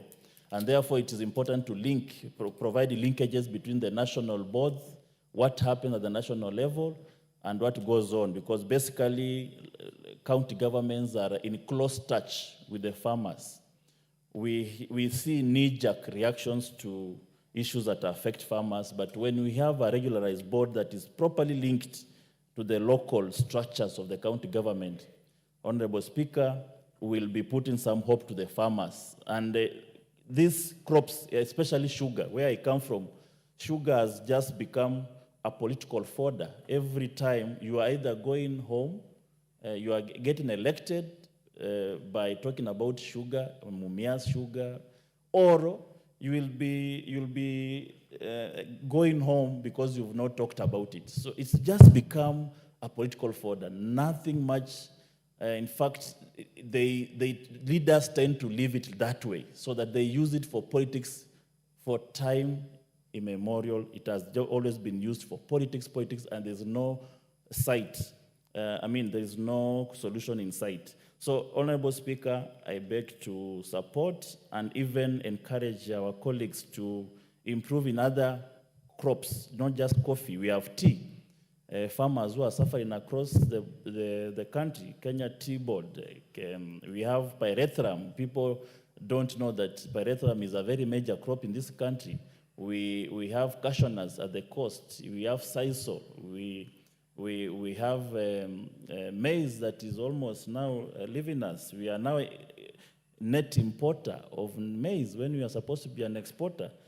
Brazil has done so well in these crops. Is there also a way that we can learn from these the South American countries that have done so well? Brazil, Chile, Argentina, they are doing so well in these areas of maize, coffee, and all that. These are some of the crops that were during the slavery period when the Americans were selling coffee and the sugar to the Britons. And the Britons, on the other hand, were giving them the slaves. So this is one of the oldest crops. They were actually one of those crops that were being used in the transatlantic slave trade. The trans means triangular. So when the Britons were giving the slaves, the Americans were giving the coffee and the sugar, and us Africans were giving them the slaves. As bad as it looks, but that's how it used to be. And this is an important crop that has been there since time immemorial. I beg to support. Honorable Speaker, thank you. The Honorable Kaguchia John. Thank you. Thank you very much, Honorable Speaker. I appreciate this opportunity. Honorable Speaker, the issue of coffee is such an important issue to the Republic of Kenya, as we all are aware that coffee is one of the major foreign earner in this country. It helps us a lot to ensure that we have a balance of trade in Kenya and to ensure that we stabilize the dollar rate in our country, ensure that we can be able to have an exchange rate that is stable, especially because we are earning foreign exchange. Honorable Speaker, one of the greatest problems that we have had, and which I appreciate that there is now Bill 6 to cure, is that in this country, when you're a farmer and you farm your coffee, the person who takes that coffee from your factory, in a way, disappears with that coffee in such a way that you cannot question them, in a way that you cannot discuss with them. The moment they leave the gate of your factory, At that point in time, you are separated 100% and fully from your own coffee that you have farmed, from your own sweat. And your hopes are now kept on a stranger, a person whom you have no understanding about, a person that you don't know. And more often than not, a person who has capacity to capture the people who are elected in those coffee factories to be your leaders in such a way that they are compromised in many times. And so many farmers have despaired over the years, and for that reason, they have refused to farm coffee. One of the problems we find is that once the coffee leaves the factory, the person who then stores that coffee is the same person who mills that coffee, is the same person who does the marketing for the same coffee, is a person who will do the grading for the coffee, is a person who will then take that coffee to the auction. And when the coffee is again in the auction, is a person who comes as a buyer using a different name or a different company. Honorable Speaker, that is a predicament that we find ourselves in, and that is a predicament that we must cure. That is a problem that we must remove from the coffee farmers. We must separate the duties of every stage, so much so that the person who transports that coffee doesn't store the coffee. The person who stores the coffee doesn't mill the coffee. The person who mills the coffee does not market the coffee. The person who markets the coffee does not buy that coffee. And of course, then we also introduce, and I'm happy that we have introduced the issue of regulation through the CMA, so that the Nairobi Coffee Exchange is properly regulated like any other exchange in this country, in such a way that we do not have people short-circuiting the process. Honorable Speaker, this bill is very important because it is establishing the Coffee Board of Kenya. It is also allowing us to license these different players in the market in their own levels or in their own categories, in a way that they do not take all the functions together. Honorable Speaker, we have had situations where a person has tasted and graded coffee in a wrong way, and they do that willingly and knowingly. And of course, eventually, when they go to export the coffee, they regrade the coffee according to the correct grades. And in that manner, our coffee farmers lose. And that is why we are saying this licensing of different functions must take place, so that the person who is going to export this coffee is not the one who graded. So we remove that conspiracy. And that is going to be very important at this particular stage. Honorable Speaker, it's also important that we are going to look at this bill together with also the cooperative bill, so that we ensure that at the factory level, we also have transparency with the people who are running our coffee factories. We know very well that many of them have taken coffee factories to be like their own personal property, whereby they make decisions that are not very helpful to the farmer. Honorable Speaker, we have had many times when the people who are running the cooperatives have borrowed money from commercial banks at very high interest rates, and sometimes they want to top up for the farmer to hoodwink or to lie to the farmer that they have a good rate. The farmer then ends up paying so much interest rates on that loan. I'm happy we have the cherry fund now. We must ban all the coffee cooperatives from borrowing money, either commercially or non-commercially. That must be banned, because every coffee cooperative can operate without loans, indeed. Because why do you need a loan? I mean, coffee is delivered to your factory, and you're able to take care of the overheads using the proceeds from the same coffee.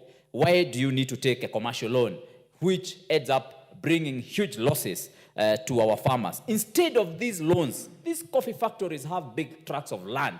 Let every coffee factory make use of that land. Let them plant model farms. Let them plant their own coffee bushes to be model farms. Let them harvest from those model farms. Let them use the proceeds of sales from those coffee bushes to take care of their overheads in the factories. I mean, it's possible. And this is something that we have suggested even in Nyeri County, and I want to believe that the county government of Nyeri, of course, will be able to take up this seriously and ensure that we support our coffee factories so that we have this kind of proceeds supporting our coffee farmers at the coffee factories. Honorable Speaker, we must also in this law ensure that we have support for the farmers through ensuring that we have farm inputs. We have modernization of our coffee factories, machineries that they are using. We must ensure that we have the fertilizer and the coffee inputs taken directly to the coffee factories, not taken to some far-flung areas where farmers have again to spend so much money to go and get these inputs and the fertilizer. Honorable Speaker, the issue of transparency, as we have said, in operations of every coffee factory must be put on the table. Honorable Speaker, I have had a lot of input coming from very many farmers in Mukurweini. For example, had Nixon Gumu, who has written me very long messages about what he thinks need to be in this law. Honorable Speaker, I believe that these are things that we are able to manage at this particular point so that we have a law that is going to allow transparency in our coffee factories. Honorable Speaker, we must ensure that any coffee cooperative society that has its leadership that is exposed to corruption or that misuses and abuses farmers' money must also be subjected to the anti-corruption bodies, the DCI, and all the bodies that deal with the issue of integrity in this country, Honorable Speaker, so that we can ensure that our farmers are able to reap from their own sweat and that farmers are able to benefit from the coffee that they are selling. Honorable Speaker, it is possible to ensure that the coffee that we are farming is earning our farmers sufficient money to ensure that they are self-employed, especially in a country where the issue of employment has become a big problem and it's something that many people are not able to get. We must ensure that this coffee farming is put in a fashionable manner so that even our young people can be able to embrace coffee farming. We know very well that if we farm coffee in the right way, in a way that is well organized and well planned, we believe that 1 acre of land of coffee can be able to give us so much resources, especially for a young person who seeks employment. And they may not need to go out of their villages or even out of their own areas because they're going to get sufficient resources from this coffee. Honorable Speaker, I am a person who believes in coffee farming. I believe that is able to give us so much resources. And I believe that if we support our farmers in the right manner, then of course we are going to get resources sufficient to sustain many families and ensure that we have improved the quality of life for our farmers. Thank you, Honorable Speaker, for the time given. MP for Obuye Wanyama.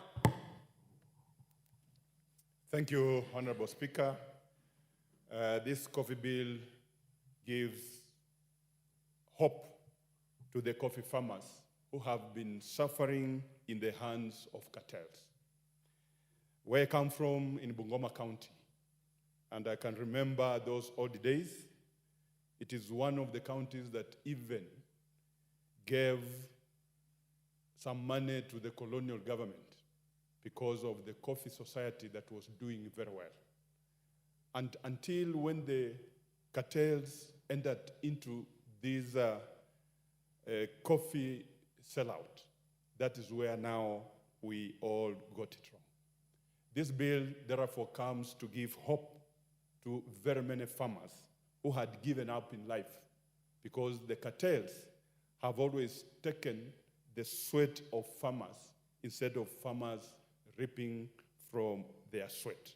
And therefore, I stand to support this bill because Kenya had got it wrong when we didn't have any means to protect our farmers from these grabblers, people who organize even crimes to steal coffee from the societies, and it ends up in the hands of people who do not have even a stem of coffee. Therefore, this bill gives a lot of hope to very many farmers, and it will actually activate the economy in terms of foreign exchange, because this is a crop that earns through foreign exchange, and it will better the economy of this country. Therefore, we want to encourage farmers that with the passage of this bill, all is well, and we want to encourage farmers to come up and actually take care of their stems, because things are now going to work out, and all the cartels will be brought to book, and therefore give farmers the value for their money. I support, Honorable Speaker. The Honorable Member of Parliament for Kigumo. Thank you, Honorable Speaker. I rise to support the bill, and I think I come from a constituency where all my wards, we have coffee farmers. And the unfortunate bit about coffee is that the farmer has become a slave because of the long chain of middlemen who've encroached on the coffee crop. And I think this bill is trying to remove that nuisance so that the farmer ultimately is the biggest beneficiary of coffee. One of the challenges we've had is where we've had people who act as brokers, as marketers, as buyers, as sellers, and they are the same person, setting the price, grading the coffee, and that means that you can't be able as a farmer to know what grade your coffee should be. Ideally, this should be separated, and I think this is coming to do that. So that the licensing of brokers, the licensing of buyers is done separately, so that CMA, the board, and also county governments are able to play their role in terms of licensing. We are also happy because this bill is bringing the issue of the direct sale. And what we've had previously is where the farmer only can, the coffee is only sold through an auction. And direct selling means that you can go and look for a buyer. If you get a buyer with better prices, then you're able to sell your coffee at the price that you think would be beneficial to your farmer or to your crop. Also, the issue of having a fixed percentage of fees in terms of the 2% that the bill seeks to introduce, so that every farmer knows how much money they'll get. And we are happy that this bill proposes that the coffee can only change hands once the farmer has the money in their account. Because in the current circumstances, the farmers give the coffee, it's collected at the factory, and once they deliver, that is it. They'll have to wait for millennia so that they can do whether their coffee was a good grade, how much it was sold at, and it changes hands without the farmer's input. This bill is trying to cure that nuisance, and we are in support of that. Previously, the money that the farmer gets is determined by how much money the societies have been able to remove or deduct. Because there's been no law where a society is supposed to give a farmer a specific amount of money. So the farmer all the time receives what remains after all the costs, including those unplanned loans that societies take. And I think, Mr. Speaker, this is something that is very, very important, because you cannot have authority or societies which are unregulated who decide how much they charge the farmer, who go and get loans without the farmer's contribution. They go and pay interest rates that are not agreed with the farmer, and then the balance or lack thereof is what the farmer is supposed to get. I think this is something that should be looked at. Lastly, the issue of having a coffee research institute so that farmers and Kenyans can be encouraged, including young Kenyans. They plant coffee because it's a plant that they know will have a return. And the foreign exchange that we learn through the coffee sale will help this government. But importantly, is having better breed or better crop of the coffee tree so that each person can plant the coffee tree that is suitable for their region, and they can be able to get better input for their coffee. I also think that this will encourage more people to plant coffee, because with the Research Institute, we are sure that the coffee output per crop will increase from the current 2 kgs to about 5 kgs, and that's possible. And then the more return the farmer gets, I think will be encouraging to other farmers. So, Mr. Speaker, I rise and I support the bill so that our Kenyan coffee farmer can get what their rightful due should be from their farming. I thank you. I don't see any other interest registered by any other member who wants to contribute on this. bill, under the circumstances, I'll call upon the mover to reply. Mover is the majority leader. A majority leader is supposed to reply to this bill or motion. Okay, we'll defer the reply of the majority leader to another appropriate date. You put it on the order paper at the time when the majority leader is around. Next order is proceed.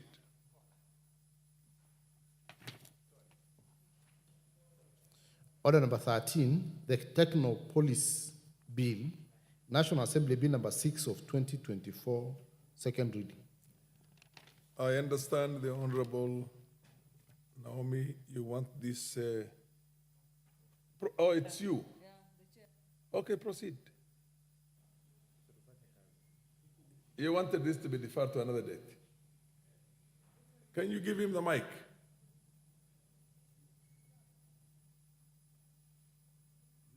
Give the mic to the Honorable KJ, MP for the Greater South. Yeah, he's got it now. Proceed. Mr. Speaker, understanding just how much government business is pending, I think it would just be in order for us to move the bill, and members can, catch on as they join us, Mr. Speaker. You're sure about that? I'll consult with the chair for a minute before Okay. I move. Okay, come.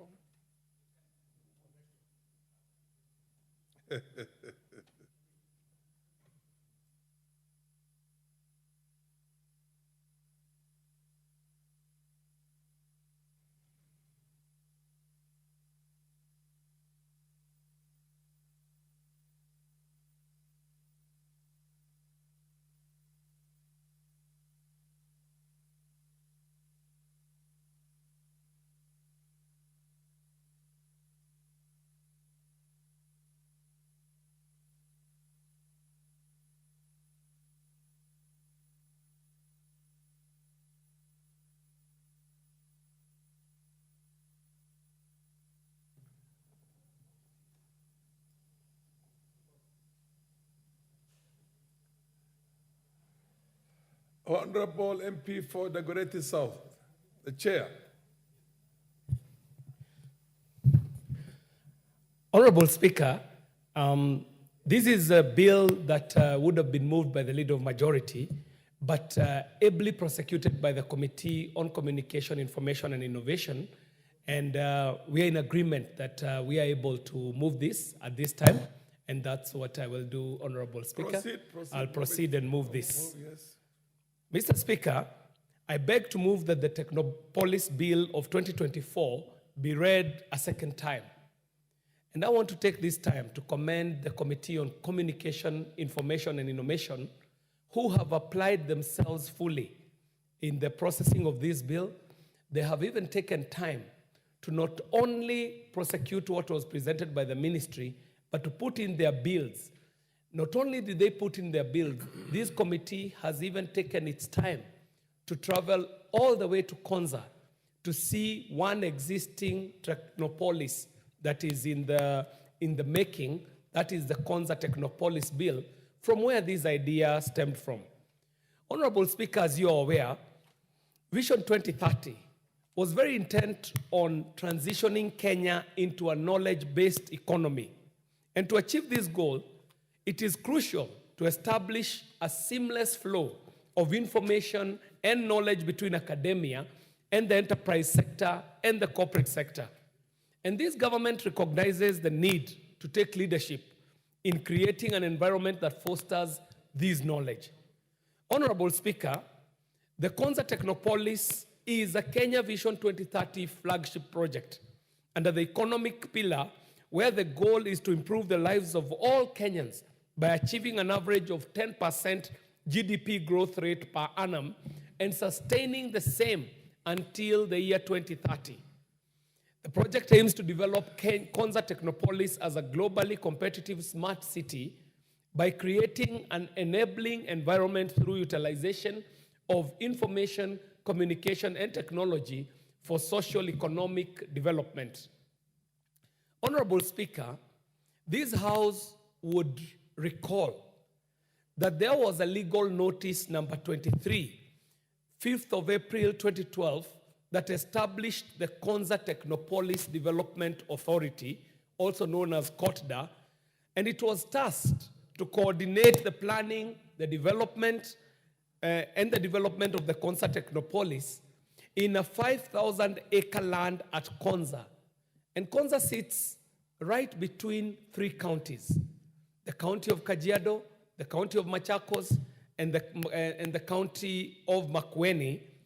And it is on this 5,000-acre land at Konza that Konza Technopolis sits, and it is intended to integrate infrastructural facilities. It is also administering and managing the Technopolis operations, regulating and approving of investment activities and land leasing in the area. Now, Honorable Speaker, the Konza Technopolis Development Authority, in its form as it was presented, comes into headwinds when we realize that KOTDA had a life of 10 years, Mr. Speaker. However, when they're leasing land, the land leases go up to 90 years, Mr. Speaker. And this sets a problem for KOTDA in the form and manner as it exists. Honorable Speaker, as you're aware, the government, through its bottom-up economic transformation agenda, recognizes the crucial role that the digital economy plays in accelerating the country's economic transformation agenda. And so this bill intends and proposes for the establishment of Technopolis to energize a robust ICT-driven economy towards meeting the 21st century's needs, and the Technopolis Development Authority to drive this country towards achieving its economic development objectives as outlined in Kenya Vision 2030. Over and above the Kenya Vision 2030 and the bottom-up economic transformation agenda, Mr. Speaker, the Kenya Kwanza administration has also formulated the Kenya Digital Superhighway Program, a project that is ongoing. And Mr. Speaker, this bill shall come in a great way to support the implementation of this digital superhighway. Honorable Speaker, this bill that I present before this House seeks to provide a comprehensive framework for the establishment of a Technopolis in Kenya and to create Technopolis Development Authority, which will be responsible for the development, the governance, the planning, the management, the improvement, and the maintenance of every Technopolis established.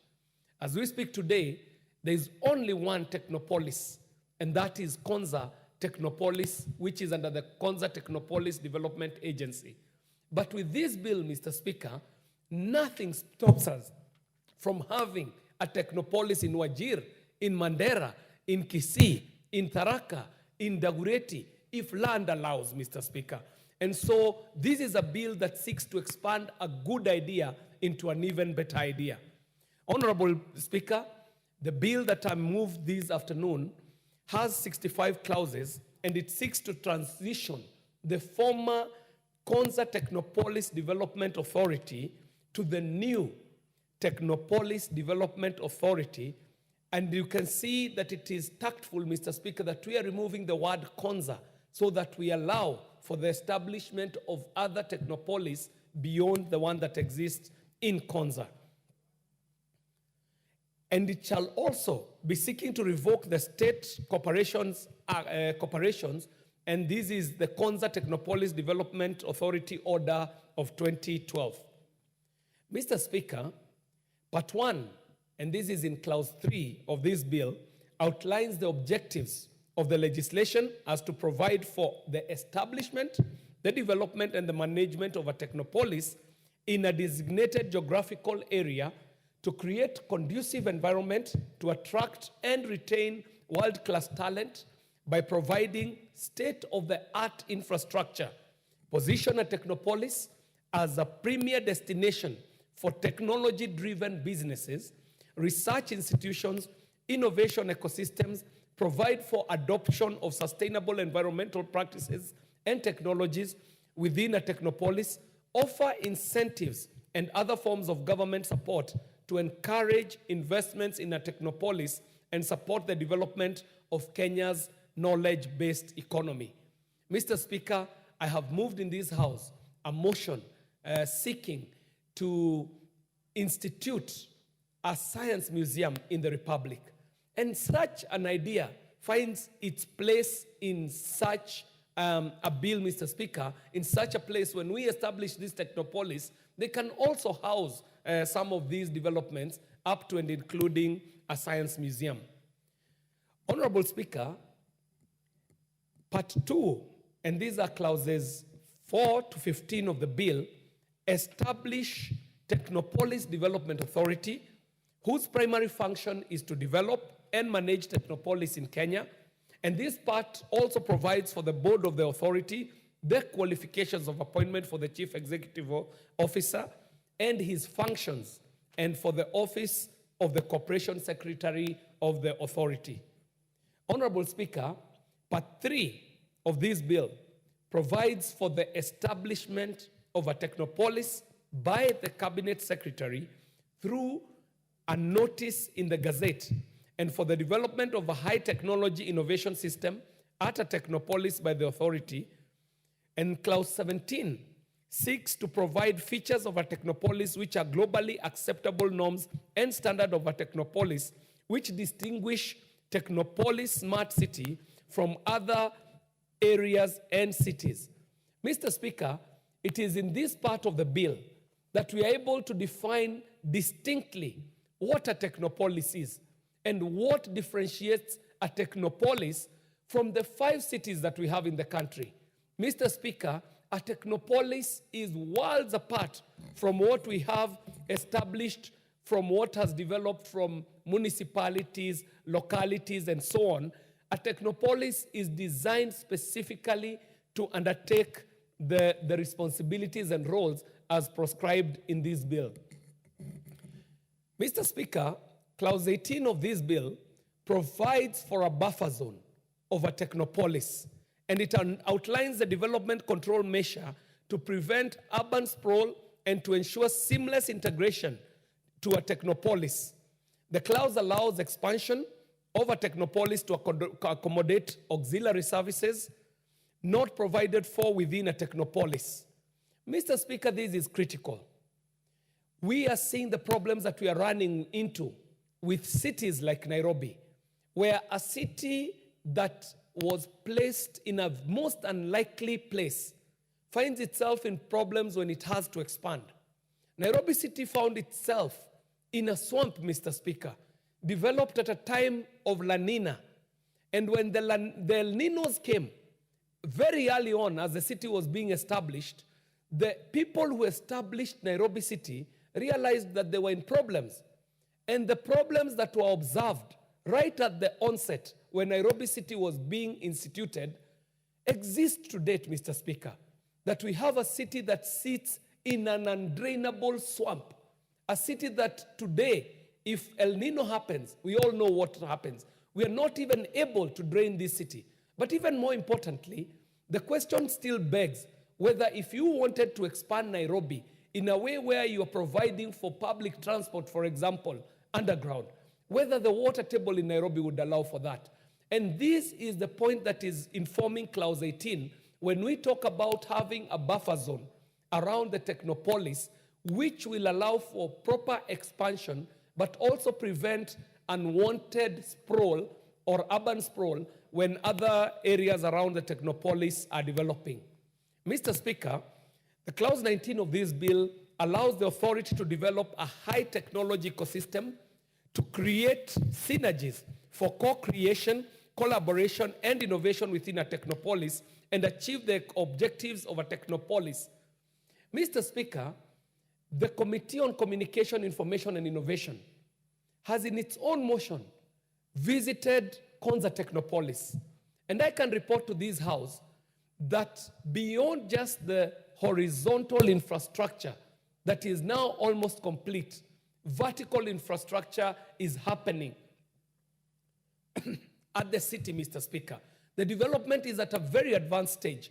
But even more importantly, the technology that is being used at Konza Technopolis to manage traffic, to bring in water, to manage that water in the offices and the homes within Konza, but even more importantly, to put out grey water and dirty water out of homes, is all smart systems, Mr. Speaker. And so, Clause 19 allows for this authority to be able to develop high technology ecosystems that are not only physical, but are also driven by the people who shall be resident in this city, so that they are able to co-create, to be able to collaborate, and able to innovate within this Technopolis. Mr. Speaker, Clause 20 provides for a one-stop shop to facilities that is the doing of business in a Technopolis by ensuring administration of government services and regulatory essentials under one roof. Clause 21 of this bill, Mr. Speaker, allows the authority to establish Technopolis Small Enterprise Support Center, which shall be supporting the incubation and growth of small enterprises, utilizing high-tech and emerging technologies drawn from the innovation ecosystem. And Mr. Speaker, it might be worth noting that this is not Kenya dreaming or Kenya building castles in the air. These things do exist elsewhere, Mr. Speaker. If you take the example of Silicon Valley out there in the US, you can see what it is that Kenya is visioning to do. But even more importantly, Mr. Speaker, as earlier reported, what we are talking about is already in the offing in Konza. And I would advise any member of this House to visit Konza and see what is happening in that very beautiful technological corner of this country. Mr. Speaker, Part 4, and these are clauses 22 to 27 of the bill, contain provisions for development control in a Technopolis and for the application, approval, and revocation of a development permit. Mr. Speaker, it is in this part that the bill gives the authority power to approve development plans submitted by investors to the authority in compliance with the master plan to ensure a Technopolis is planned, zoned, and developed as per globally accepted standards. Mr. Speaker, this part also seeks to provide for a review and appeal mechanism for grievances resulting from the decisions made by the authority in regard to development permits. Mr. Speaker, Clause 27 of this bill creates an offense for non-compliance and specifies sanctions and legal consequences which are imposed on a person for non-compliance with development permits requirements in a Technopolis. Mr. Speaker, this becomes very important, and I'm glad that I see engineers in the House this evening, Mr. Speaker. And engineers will tell you that if you do not provide for management of growth of cities, you might end up running into the problems that we are having in a city like Nairobi, Mr. Speaker, where you're not sure what plans can be approved and what plans cannot be approved. So you shall find an ECD school next to a maternity wing, next to a cemetery, sitting next to a hospital, and so on and so forth, Mr. Speaker. So Part 4 of this bill provides for orderly management in the development of a Technopolis. Mr. Speaker, Part 5 of the bill contains the licensing provisions. The bill outlines under Clause 28 the requirements for a person intending to apply for a license to operate or carry out business activities in a Technopolis and gives the authority power to grant exemption. Under Clause 29 of this bill, the authority is allowed to issue different classes of licenses to ensure alignment to different strategic focus areas and master plan of a Technopolis. This bill also gives the authority the discretion to issue licenses and provide for renewal of a license before the expiry of the validity period under Clause 30, and the bill provides for the suspension or revocation of licenses where a person has, among other things, contravened any of the conditions of the license. Honorable Speaker, Part 6 of the bill contains the enforcement provisions, including sanctions for non-compliance with the Act, and Clause 37 of this bill gives the authority the power to undertake inspections in a Technopolis to ensure compliance with the development control and licensing requirements, and the bill also outlines the enforcement sanctions for breach of any provision of the bill and requires the authority to comply with the provisions of the Fair Administration Acts 2015 under Clause 39 and 38, which I know would be of import to you, Mr. Speaker, as a lawyer, knowing the need for fair administrative actions. Honorable Speaker, Part 8 of the bill contains the financial provisions, including the sources of the monies for the authority, the annual estimates, and financial reporting mechanisms. Honorable Speaker, Part 9 of this bill contains provisions relating to the Technopolis Dispute Resolution Tribunal, a tribunal that shall be established to determine appeals from decisions of the authority on licensing, development, control, and any enforcement decision. This part allows appeals to be made from decisions of the tribunal to the High Court within 30 days. And Clause 51 mandates the Judicial Service Commission to appoint staff at the tribunal as appropriate. And Clause 52 also allows the expenses of the tribunal to be paid out of the Judiciary Fund. Mr. Speaker, Clause 57 of this bill obligates the tribunal to formulate its procedure for the determination of appeals placed before it for determination. And Clause 58 outlines the powers of the tribunal that are necessary for it to adjudicate matters. In terms of decision-making, the bill allows the tribunal under Clause 59 to confirm or set aside the order or decision of the authority in question or make such other order as it may seem or deem just. Clause 60, Mr. Speaker, provides for the right of appeal of a decision of the tribunal to the High Court within 30 days of the decision, and Clause 61 empowers the Chief Justice to formulate practice rules and procedures for the tribunal. Honorable Speaker, the final two clauses, Clause 10, and this is Part 10, sorry, and these are Clauses 62 to 65 of the bill, contain the general provisions. And these include provisions relating to the power of the Cabinet Secretary to make regulations, to the power to make provisions relating to the power of the Cabinet Secretary to make regulations, operationalize the provision of the Act, incentives applicable to a Technopolis, and all that is carried with the provisions that are relating to the powers of the Cabinet Secretary.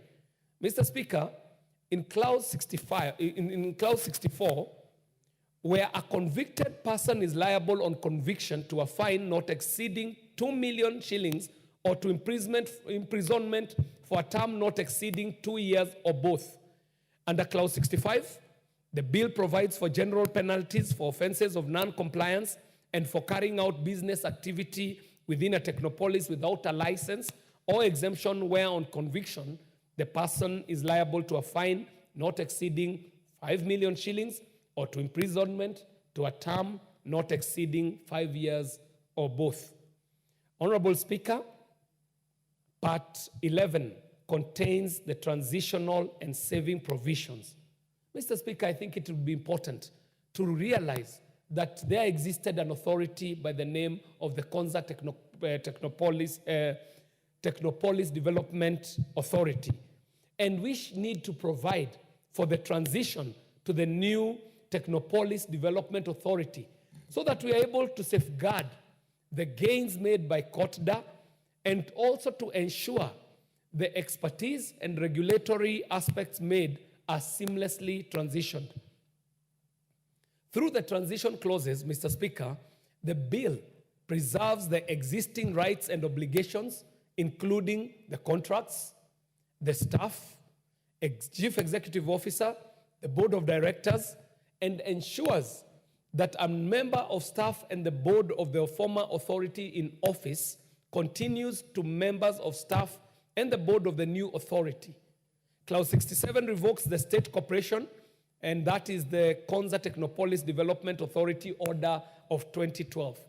Mr. Speaker, these clauses are important to give confidence and to give assurance not only to the publics, but also to the people who are already serving under COTDA, so that they know that with the establishment of the Technopolis bill, we are not rendering them obsolete, neither are we rendering them jobless, but even more importantly, that the operations that have been going on at the Konza do not stall or run into transitional issues.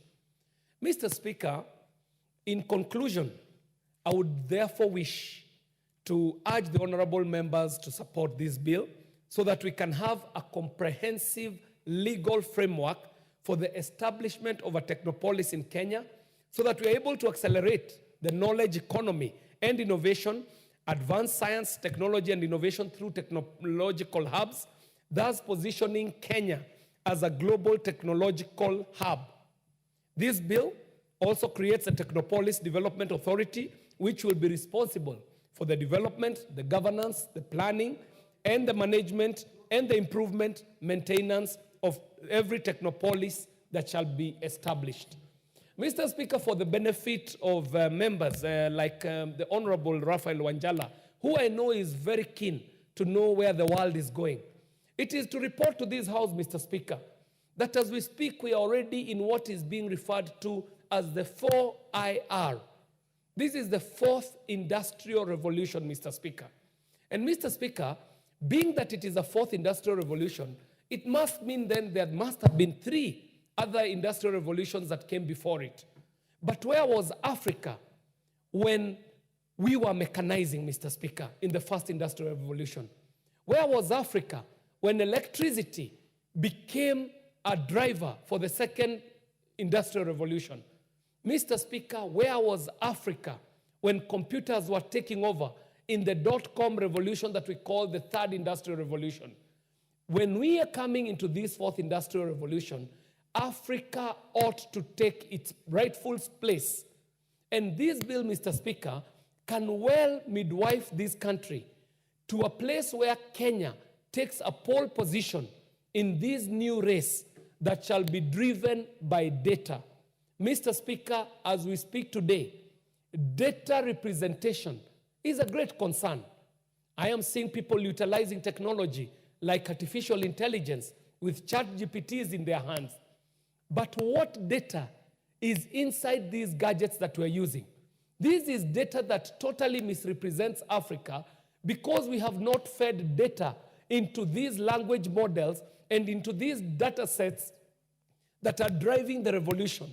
So, Mr. Speaker, we might find ourselves as a continent in a very dangerous place where Africa is totally wiped out of the data representation race if we do not take steps like the steps that we're taking with the establishment of Technopolis. But most importantly, Mr. Speaker, in a Technopolis, we give opportunity for the people of this country, and especially the young and innovative Kenyans, to be a part of developing, of collecting, collating, and organizing data that shall drive and fuel the fourth industrial revolution in such a way that we are giving opportunity to our young people, but even more importantly, getting our data onboarded onto the world platforms in the formation of language models that will inform the fourth industrial revolution. Mr. Speaker, we would not want a situation where our young people are condemned to what I would call digital plantations. Africa suffered. Africans in diaspora suffered when the colonization was happening, when slave trade was happening. Our people were condemned to cotton plantations. When the white man came to Kenya, we were just discussing the coffee bill. Our people were condemned to coffee plantations. In this digital race, Mr. Speaker, we ought to mitigate against a situation where our people are just consumers of technology at the tail end, but are not involved in the development of that technology. We would not want our young people to be left to just data entry jobs, to just annotation jobs in the digital world. We want our young people to be able to be a critical part of the development of the technologies that shall be informing the future. They should be the ones who are creating the applications that will be used even by this parliament, Mr. Speaker. It was only the other day that we were discussing that this parliament ought to onboard itself to new technologies so that we are able to communicate better. But we are all depending on technologies developed outside of this country, whereas we know our people are well placed, they are well informed, they are knowledgeable and able to be a part of the development of not only the technology, but also driving the data sets and the language models that shall inform the fourth industrial revolution. With that, Mr. Speaker, I would like to call upon... I beg to move. Mr. Speaker, I do see a member of our committee, the Committee on Communication, Information, and Innovation, and I'd like to beg the Honorable Irene Yakarerio Mayaka to second. I beg to move. Oh. First of all, you move there.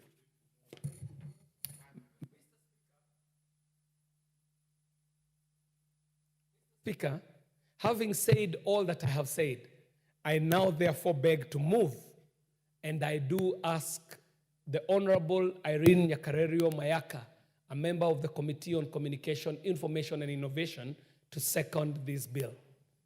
Thank you very much, Mr. Speaker. Proceed, Madam Mayaka. Thank you, Honorable Speaker. Honorable Speaker, I beg to second the motion, and I'll just give a few additional points in that as I second. First of all, of course, to thank the chair and our committee because we went through this particular bill. We also the importance of us enabling the Technopolis to be advanced beyond the concept Technopolis. And Honorable Speaker, as I begin, I just want to lay base on why this is very important. Because Chair has really spoken about the fourth industrial revolution. But the one thing that most people do not understand is where have we come from as the world. The first industrial revolution was called the coal revolution, and that was in the 18th century. And then we went to the gas revolution, which was the second industrial revolution in the 19th century. And then we moved to the electronic and nuclear in the 20th century. And now in the 21st century, Honorable Speaker, we are talking about the fourth industrial revolution, which is concerned with internet, AI, the Internet of Things. And why this is very important for us to be able to expand the Technopolis beyond just Nairobi is because we do not want as a country to keep playing catch-up. We are a country that is very innovative-driven. A lot of our young people operate in this innovation space. And this is going to enable them to be able to have access to what we call an innovation ecosystem. And this is what the bill intends to do. Honorable Speaker, the bill, as Chair had said, has a total of 67 clauses. But the beauty about this particular bill is that it lays base for us to be able to have a legal framework to create, manage, and develop a Technopolis in Kenya that addresses the urban challenges that we have, so that we don't have a situation where everyone wants to come to Konza, but that they can actually get the Technopolis in other areas in this country. Honorable Speaker, we have been able to define in that particular bill in terms of the licensing process, the process of creating the Technopolis Authority, the process of how this authority will be managed, and how people will benefit from it. The other thing that is very important is also the financial aspect of the Technopolis and how this is also going to be managed. Honorable Speaker, most of the time we do have situations where we have very good policy papers in our country, we have very good frameworks, but the thing that really lacks is the implementation. And so for me, what I'd just like to ensure that we actually do is that because we already do have the Konza Technopolis in place, is that now we will be able to mirror what is there to transfer this to other places. And just as Chair has invited honorable members to visit Konza, I'd really love for our honorable members to visit there, because we want to get to a space in this country where we also have smart cities, so that we are in line with what the rest of the world is doing. At Konza right now, they're even coming up with systems that will enable even our local police to be able to use innovation and technology to be able to do their job. And that for us is something that is very progressive. We do have a university in Konza called the KAIST that seeks to actually educate our young people on the internet space, computer engineering, and everything that is actually within that space, so that we also expand our knowledge and ensure that we are not only learning about what the other industries that are currently in this country and the rest of the world, but that we are also playing catch up with the rest of the world in terms of what more can we do in this internet space. Honorable Speaker, one of the things that I have always grappled with, and I really wish that we could do as a country, we do have a lot of us who are consumers of AI products within our spaces, whether it's on your Facebook, whether it's on the X, or whether it's just on social media. A lot of us use things like ChatGPT, and most of these things are actually revenue-generating streams. But that revenue is getting out of our country. What if we had a situation where our young people are able to actually come up with some of these applications, make AI-generated applications, so that they can also make revenue within our country, that we don't have to spill out revenue to other countries. So for me, what this seeks to do is to ensure that we are giving our young people a space that they're able to have innovative ideas, and they're able to also be taught about this. Honorable Speaker, in terms of what we now call a knowledge-based economy, that is the other thing that is going to really be supported by the Technopolis bill. Startups as well. A lot of people right now are doing startups. A lot of people have gone into the gig economy. We have not yet ventured into that space as a country. Gig economy, Honorable Speaker, would enable most of the people to be able to work flexible hours. Like, for example, I can decide I want to sleep during the day and work at night. But we also need, at some point, to have laws in place that actually enable such environments to be able to operate, with people being protected within the law. So when we have this Technopolis expanding to other areas, then we will also be forced to go back to the drawing board and actually think of how else can we improve our labor laws, our employment laws, so that they can also have the flexibility that is within the innovative space. Because innovative space, you do not have to work from 8 to 5 p.m. You can choose to work at night, or you can choose to work 3 days in a week and do other things for the rest of the days, but you're still able to be protected within a legal framework. So in my thinking, I just want to believe that we will go in that direction. Honorable Speaker, just as I also conclude, I just want to also give a few other advantages that we will see with this Technopolis. One, of course, as has been said by Chair, and I just want to emphasize, is designated geographical area. Like we said, we do not want a situation where we are only having this confined to one particular space. And so this bill also seeks to just revoke the current Konza Technopolis Development Authority, so that we are able to have a bill that covers all the Technopolis. Another thing is also for us to be able to attract and retain world-class talent within our country, because we do have a lot of that. We do have young people who do a lot of international jobs, global jobs, but they do those for other companies. We want to be able to enhance that particular resource within our space as well, so that as a country we can also attract people from other countries to be able to come and do world-class jobs for us. The other thing that this seeks to assist also is premium destinations for technology-driven businesses, research institutions, and as I said earlier, innovation ecosystem. Honorable Speaker, this will also help us to adapt in adaptation of a sustainable environment practice, and also the fact that right now there is a lot of conversations going on about climate change. There's a lot of conversations going on about going green, and the Technopolis will be able to give us advanced knowledge on how we can be able to enhance and ensure that we become a green country. Honorable Speaker, as I finish also, I just want to say But this also offers incentives and other forms of government support and encourages investors as well. So I just want to urge the honorable members that this particular bill is one of those that we say is a differentiator for us. It will take us to the next level, and I'd just like to invite them to support this particular bill so that it can sail through and we can begin to be able to get into the implementation stage. With those few remarks, I second. I thank you.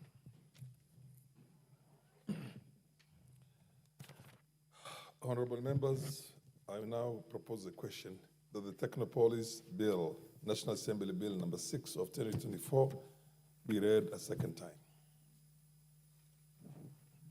The Honorable Mogaka, as you proceed on, and this is for the attention of the chair, there's a little bit of observation that the chair, the chairman, I'm saying, of there's a bit of an observation, because the object ideally is to have so many technopolises. But when you look at the object at the back, it does not take that plural aspect into consideration. And at the same time, when you look at also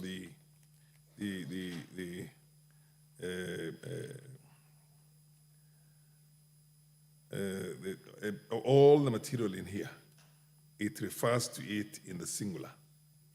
So somehow at the committee stage, you have to change that either to technopolises or technopoles, which means P-O-L-E-I-S, which is a plural. I mean, Technopolis has got two words that are both plural.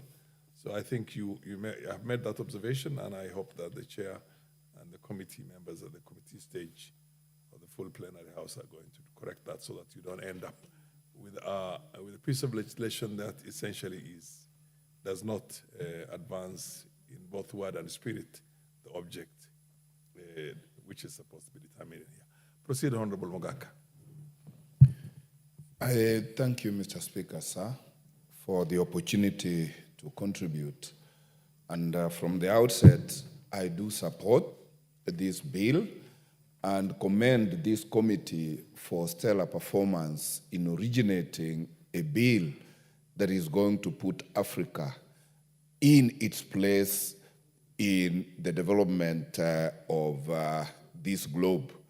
I in particular celebrate the idea that we as a country are now standing up to the occasion that technology is the answer to development solutions. I want to celebrate the idea that our young persons who have been looking for physical jobs where they want to go and report personally, work personally, that is not the way to go going forward. And I do agree with the committee recommendation that we really must align Kenyan laws to allow people to work from home, to work from wherever they are, because the office is gonna move from the physical places that we know offices to be to the telephone or to the laptop or the computer. I want in particular to encourage that whereas we are creating this authority must respect the Constitution and have a devolvable mechanism so that we do not only hear about Konza Techno City. We want to hear very many other techno cities in the Republic so that we are able to support our youth all over this country to be able to tool themselves to deal with the modern age technology and the demands of the work environment that is emerging. It is true that more money is made online than is made conventionally, and it is therefore imperative that our youth, our children, get properly kitted, get properly tooled to be able to participate in the new and emerging software economy where you work from wherever you are and dollars roll into your bank account. But I will be proposing amendments so that since Konza has the benefit of the investment the country has made so far, it is perhaps time that it got a baby, it got a branch, it got devolved to other regions of this republic, so that we are able then to capture a bigger catchment area to be able to ensure that we onboard all youth that are keen to be on the fast lane. I want, Mr. Speaker, also to associate myself with the comments made by one of my elect constituents, Honorable Irene Mayaka. And you will recall that at Sironga grounds in West Mugrango constituency, we are putting up an industrial park. And I want to offer that as an extension of phase 2 of that industrial park, we can have this techno city or techno sub-city, by whatever name, extended to cover the western region, to cover the very innovative population in that area. And I say this with tremendous respect, that among the leading brains in ICT and innovation and software development, particularly in the United States, majority of those children hail from my village and its environs. And therefore, it would be very welcome if this committee agreed that we invite those gurus to come and partner and do their CSR back home to help develop sub-cities to the the techno metropolis that we are talking about. And with that, Mr. Speaker, I beg to support and encourage this committee that this 13th Parliament will be counted on to take Kenya to its level in taking its space in leading in technology. And I do urge the young men in this republic to wake up to this occasion as the 13th Parliament puts up this infrastructure. Rise up to the occasion, put your best foot forward, and be the best in not only in Kenya, but let us conquer the globe technologically. I support. The Honorable Zamzam. Asante sana Mheshimiwa Spika. Na mimi niweze kuunga mkono ndugu yangu Mheshimiwa John Kiare kwa hii mswada ambayo ameleta leo bungeni. Mheshimiwa Spika, Mheshimiwa Spika, sisi sote tunajua kuwa teknolojia inatumika dunia nzima. Na katika matumizi ya teknolojia kuna nafasi nyingi sana ambazo mpaka sasa sisi Kenya tunalia kuwa vijana wana ukosefu wa ajira. Lakini tukitumia mbinu hii ambayo ndugu yangu ameleta, tuweze kuitoa sehemu moja ambayo ni Konza, iweze kuingia sehemu zote za taifa. Mheshimiwa Spika, itakuwa tumetoa mwanya wa watoto wetu ambao siku zote unawapata kwenye simu, unawapata kwenye kompyuta, wanaweza kuingia katika hizi hubs, wakaweza kujitafutia kazi, wakawa wanafanya vitu vyao pale na wanaingiza ajira. Mheshimiwa Spika, Mheshimiwa Spika, ukiangalia vijana wengi Mheshimiwa Spika wako kwenye simu, utawapata tu kwenye WhatsApp, kwenye Facebook, wafanya mambo mengine ya kipuzi. Lakini tukiwapatia mwanya ambao wanaweza kufuata nafasi ambao wanaweza kuwa innovative, wakawa wanaweza kufanya biashara, wanaweza kufanya uchunguzi ama research, wanaweza wakasaidia taifa hili katika mambo mengi Mheshimiwa Spika, na huku akiingiza senti. Mheshimiwa Spika, Mheshimiwa Spika, mimi nikiangalia Mombasa County Mheshimiwa Spika, vile vijana wameharibika. Ukiingia kwenye mitandao ni matusi, wanatumia mitandao kwenye matusi, kwenye mambo mabaya. mheshimiwa huyu hivi, mheshimiwa yule vile, mpaka mambo yanatokea, mambo ambayo ni mazito makubwa ya kuharibu jamii, Mheshimiwa Spika, ya kukosanisha viongozi, Mheshimiwa Spika. Mimi naona hii Technopolis ikitolewa katika Konza peke yake ikaenea, tupate hubs ndani ya Mombasa, tupate kule kwa Mheshimiwa Irene Mayaka, tupate kule kwa ndugu yangu Kiare na wengine. Hawa vijana wanaweza kuitumia vizuri, Mheshimiwa Spika, ikiwa wameweka makini kuwa kuna pesa tunatengeza, kuna maendeleo tutafanya, na itakuwa inafungua uchumi wa Kenya, Mheshimiwa Spika.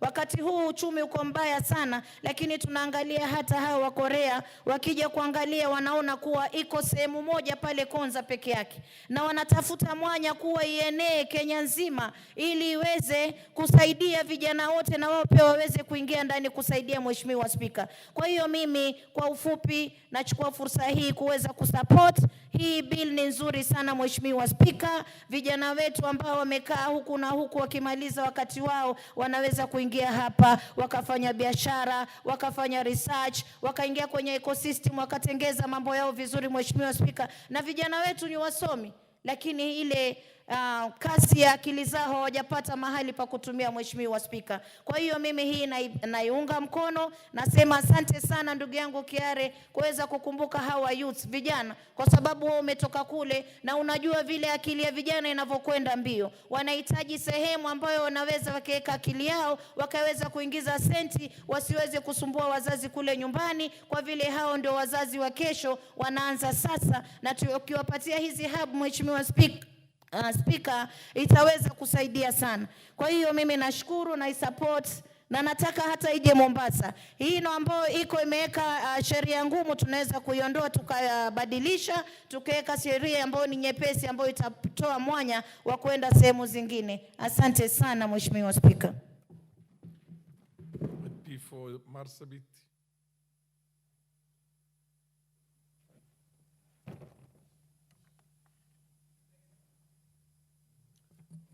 Thank you, Honorable Speaker, for allowing me to add my contribution to this very important bill that has been moved and for the debate that is currently going on. Honorable Speaker, I want to also congratulate the chair for me moving this very ably, and for members to show all the willingness to support this bill. Honorable Speaker, the Technopolis bill, National Assembly Bill number 6 of 2024, seeks to establish technopolises across the country, and it is envisioned to have hubs in almost all the counties, which will enhance communication and innovation and entrepreneurship. Honorable Speaker, this will support our young people. We know very well that today we have big number of our young people who are well educated, who have their certificates, but are not employed. And since we know very well again, Kenyans are very innovative, this will give our young people to get connected to the entire world and also earn a living. Honorable Speaker, after going through the bill, I have seen that the bill provides comprehensive legal framework for the creation, management, and development of Technopolis in Kenya to address urban challenges and through digital innovation. Honorable Speaker, once we have the legal framework, we know very well that everyone or all Kenyans are well guided, and everybody will just refer to that and put all the necessary measures in place so that as we begin this, it will be of great help to Kenyans. When we talk of the entire country and all the counties, it means that even the farthest, even the places that some of us come from, the most remote areas, will be covered by this. And it doesn't mean that when you come from the remotest part of this country, that your young people or the people there are behind or are not educated. Today in our country, even those people who are not well educated are creative enough and they can be given the opportunity to do this and earn a living. Again, why I support this is because the bill emphasizes on creation of conducive environment. That conducive environment is what we all want. And it is something that our government can invest in so that we create that conducive environment for everybody so that we can give equal opportunity to all our young people in the entire country. And through that, we will be able to see the creativity, to see the knowledge and the skills, and they can put this country at another level. As we know very well that M-Pesa is our own initiative, and it is a Kenyan brand that is now moving globally. And given opportunity, with that conducive environment, I am sure our young people and even those people who are gifted and already have knowledge on ICT can be able to grow in this. Again, this will give us and create a conducive environment to attract and retain world-class talent. We know very well that why some of our people are poor today is because of the lack of opportunity. Given opportunity, we can be able to open the opportunities that are there and also the potential that we have in different places and with different people. So for me, I support this so that we can attract and retain that world-class talent and be able to compete with others. I'm sure, Honorable Speaker, once we do this, after some years, Kenyans will be happy and will say thank you to those people who participated in passing this bill, because it will be very transformative, and we will have participated in transforming our country positively, and also given the young people the opportunity to participate. Again, the bill provides for the adoption of sustainable environmental practices and technologies within Technopolis. Honorable Speaker, this is all that we need. And that is why I support this bill. And finally, even when you look at the public participation that took place, which was done pursuant to Article 118(1) of the Constitution under the Standing Orders 127(3), the committee gave this a lot of attention and received memorandums and sat with the different stakeholders and collected views from people. That the information and the views they collected is what will guide us and has guided the committee. With those few remarks, Honorable Speaker, I support this and I congratulate the committee for the job well done. Thank you. The Honorable Gitonga Murugara, MP for Tharaka. Yes. Thank you very much, Mr. Speaker, for the opportunity to rise and support this very important bill. And it's very important. And I must commend the chairperson of the ICT committee, the Honorable John Kiarie. They have done a fantastic job as a committee, and he has ably presented this bill in the best manner he could, eloquently and convincingly. And that was supported by the seconder, Irene Mayaka Mweshmiwa. She has also done very well, and therefore we are obliged to actually support the bill, especially when I saw what we rejected in order number 8, some bill that was not particularly well done, called the Mang Beans Bill. And I have heard members of parliament quipping that they do not have time to waste with such badly done bills coming over, and they are not particularly well presented. But this is an example of what good work Parliament can do, and just do it well.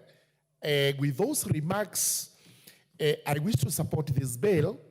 And first and foremost, it's important to point out that the source of this bill was what was known as the Konza Technopolis Development Authority Order. It was an order that was made in 2012, establishing the Konza Technopolis as a technological city at Konza. We have had that for a while now. We may not have made a lot of progress regarding the establishment of the city, but the little we have done, we found this is the route to go. And therefore today, in this house, it has been introduced that we actually have a bill, what is going to be an act of parliament, establishing technopolis in the country. Not one technopolis, but technopolis from time to time, as is going to be determined by the law. It's important because a technopolis is a technology city where young people especially, but young people will soon also be old people, will be highly learned in the technology. International people will come in as investors, and Konza City is not going to accommodate this alone. They may have to come to Marimanti in the Raka constituency. They may have to go to Runyenjes in Runyenjes constituency of Honorable Mushangi Karemba.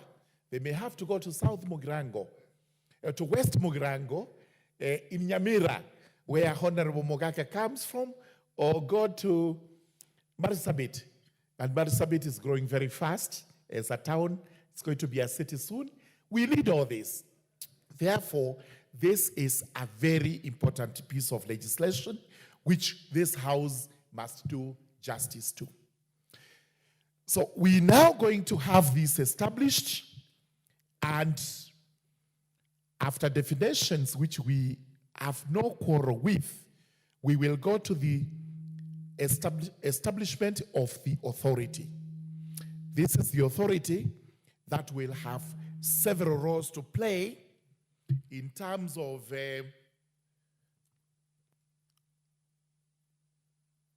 what they are able to do as legal persons in law. They will be sui juris. That's what he says in law, that they are capable of suing and being sued. Then they will be able to enter contracts as legal personalities and do everything else that appertains to the act. As regards exactly what their functions will be, this is clearly set out in section 5. And the most important is to plan, develop, and manage Technopolis. We will be removing that. But even if it is defined as a Technopolis, it doesn't matter, because now we've removed the name Konza City. It can be established in any part of the country regarding this particular law. What else I have picked out as very important is the procedure of establishing a Technopolis in clause 16. And this will be determined by several factors, including the geographical area and the buffer zone of that particular Technopolis, as will be determined. Then the authority will have power to control how these Technopolis would be developed. This is important because we do not want a haphazard development of cities, especially technological cities, because that may have its own repercussions if we don't do it properly. We've heard about how Nairobi developed as an old town beginning somewhere around 1900, and today, which is 100 and possibly 24 years, we are complaining that we did not think through Nairobi properly, and that today we may have difficulties in expansion, we may have difficulties in development, but this is the city and we just have to live with it. The answer to that problem is we must plan properly, and Once we plan, we are able to get a city similar to what we are getting in the developed world, the Silicon Valley in America and elsewhere. Of course, we have the licensing provisions which are set out in clause 28 regarding persons who will be carrying out business in these particular cities, how they are to be licensed by the authority. The same authority has enforcement provisions so that nobody breaches the law when it comes to setting out the business in these technopolis. And the third, we do not have illegal activities being carried on. And most important is that if you don't plan properly, remember technology today is the alternative brain of a human being. If you don't do it properly, it is actually going to be used against you. And what you have is what we've been hearing from time to time. There is hacking of equipment, as a result of which individuals, including governments, have lost huge sums of money. We have the dispute resolution, which is very important, and we have a tribunal being established. As usual, this is going to be part of the judiciary because they are actually saying now all tribunals should be condensed under the judiciary. This parliament, this house has not agreed to that proposal 100%, and we will have to look at this to see whether from this act it is a tribunal that is going to be established for a specific purpose apart from just dispute resolution. We may have to consider, the committee will consider, we'll also consider making it a special tribunal so that it is able to escape the grip of the judiciary. Otherwise, it will have to be controlled and run from the judiciary. Then from there, we have the section on general provisions. These are saving and delegated powers. This is on subsidiary legislation, which is extremely important. In fact, without regulations which are going to flow from this act, we may have difficulties in enforcing the particular law. So this is a very important piece of legislation. In fact, I would want to see Technopolis somewhere in Tharaka or Tharaka Nithi County, so that as we talk about Konza City, I'm also talking about another city that can be established nearer to the people, where we can also do technology as other parts of the country also continue to do that technology, whether in Isiolo, whether in Kitui, whether everywhere else where it's going to be necessary. With those remarks, Mr. Speaker, sir, I beg to support.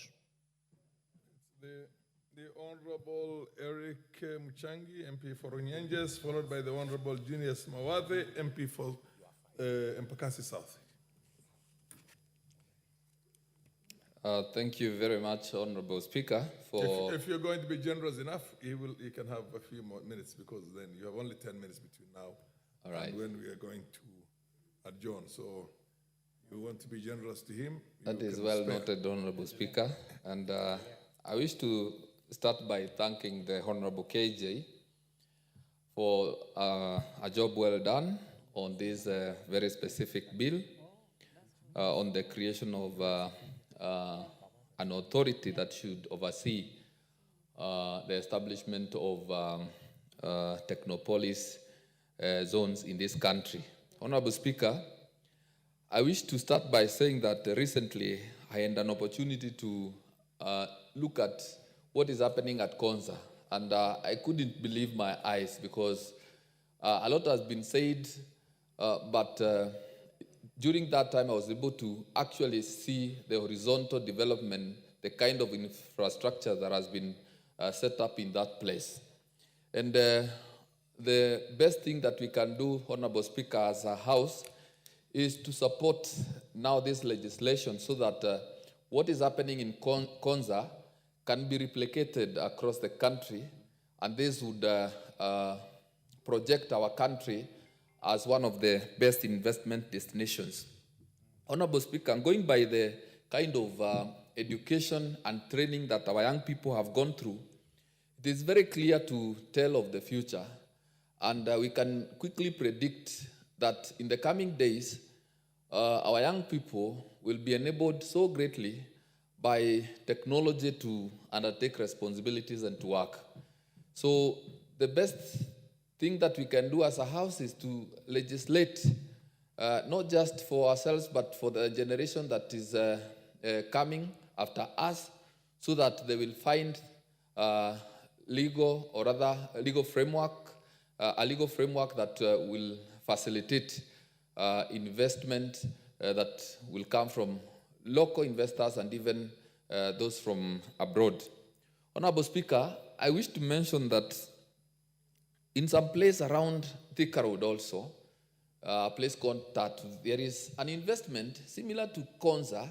Maybe it is not that level of Konza, but every day I go around that place, I see thousands and thousands of young people. Innovation hubs, something called CCI. It hosts thousands and thousands of young people. They go there every day and they work day and night. So I am imagining that if this is present in those other places in the country, then our growing population of young people who are well educated but still jobless can find work to do, and they will all be proud of their country. So I support this, and I believe that even in the places like Embu County, where I come from, Runyenje's constituency, and the Bere part of the country, which is actually very expansive, can benefit now from the establishment of these ideas. So, Honorable Speakers, since you indicated that I be generous to my colleague here, and I want to keep my word, yes, from a county that hosts Konza, I wish to rest my case, and I support. Thank you, Honorable Speaker. He's actually from Nairobi, unless you want to insinuate where his ethnic background is. But proceed, Honorable Mawati. Thank you, Mr. Speaker. I thank you for giving me this opportunity to contribute to this very important bill. First, I want to congratulate my brother, Honorable KJ, for the wonderful job he's done with this bill. This bill is long overdue, and coming from an IT background, in other parts of the world, you will find that there is always, as they said, the Technopolis. It's about time we had an authority that's able to guide us and give direction on as we continue to expand technology-wise. The first one, as you said, is Konza, Technopolis. Then there is the one in Tatu. And we need to grow a few more in the country. If every county can start with one, every constituency can start with one, let's create this. Let this authority assist us with also the setting up of the ICT hubs, and that we are able to have our youth who are idle in the constituency. For starters, in the next this financial year, 2024-2025, we are putting up 3 ICT hubs in my constituency in Pakasi South so that our youth can be able to benefit from them. So technology-wise, we tend to think that we are ahead, but we are not supporting the infrastructure to be able, or the authority, or the policies to be able to have a good IT, to be the leaders in IT in East and Central Africa or in Africa.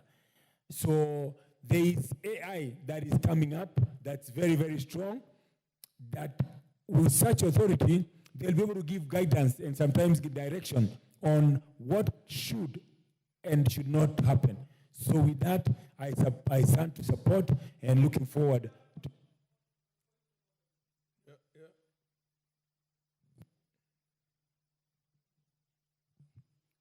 Mr. Speaker, I'm very hesitant to interrupt my colleague when he is debating, and I just wanted to, with his permission, to inform him, even as he debates, Mr. Speaker. Do you wish to be informed by the Honorable KJ, MP for Embakasi South? Yes. Proceed. Mr. Speaker, the information I'd wish to give to the Honorable Member for Embakasi South has to do with the scale of a Technopolis. A Technopolis in itself is a city. And that is why I am so keen on inviting members to visit Konza Technopolis, to see the scale of a Technopolis, that a Technopolis in its grandeur cannot fit in a constituency. So we can have digital innovation hubs in the constituencies. We can have economic zones in counties. We can even have centers, innovation hubs like the one in Tatu. But a Technopolis, by its definition, is actually a city. Mr. Speaker, I thought it would help him with his debating. Now, for the interest Thank you. For the interest of Thank the you, chair, Mr. Speaker. For the interest of the chair, when you say, the bill here says the establishment of technopolises, so it means cities. Mr. Speaker, Now, if you say a constituency is too small to have that city itself, then where would you have those cities in addition to Konza? Mr. Speaker, that's why I was wanting to draw the mental picture for individuals to see that we are not talking about a development that would fit in a geographical area as small as a constituency. We are talking about expansive developments that would even cover what geographically would be several constituencies. So, Mr. Speaker, I wanted just to point that. You're looking at counties or something close to counties, yeah? We're looking at, yes, it can sit in a county, but for example... All the cities, because you have 5 cities in the country. Yes, we have 5 cities in the country, and a city like Nairobi might not even be able to accommodate a Technopolis in the state that it is, as overpopulated as it is. Proceed, Mawade, Honorable Madat. Can you please switch Clerk, off? yes, there was, switch this one off. Yeah, proceed. Just Thank you. Now that I have the voice. I think my brother totally misunderstood me. I talked about ICT hubs in the constituency, 3 ICT hubs. I have only been to Konza Technopolis maybe 6 to 8 times, so I am aware of the scale and the horizontal development that is there. And the intention to host the likes of the Boeing company and many other big, IBM was also looking to be able to come on board.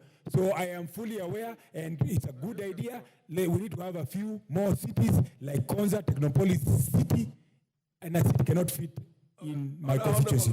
Thank you. Honorable Mwade, we have come.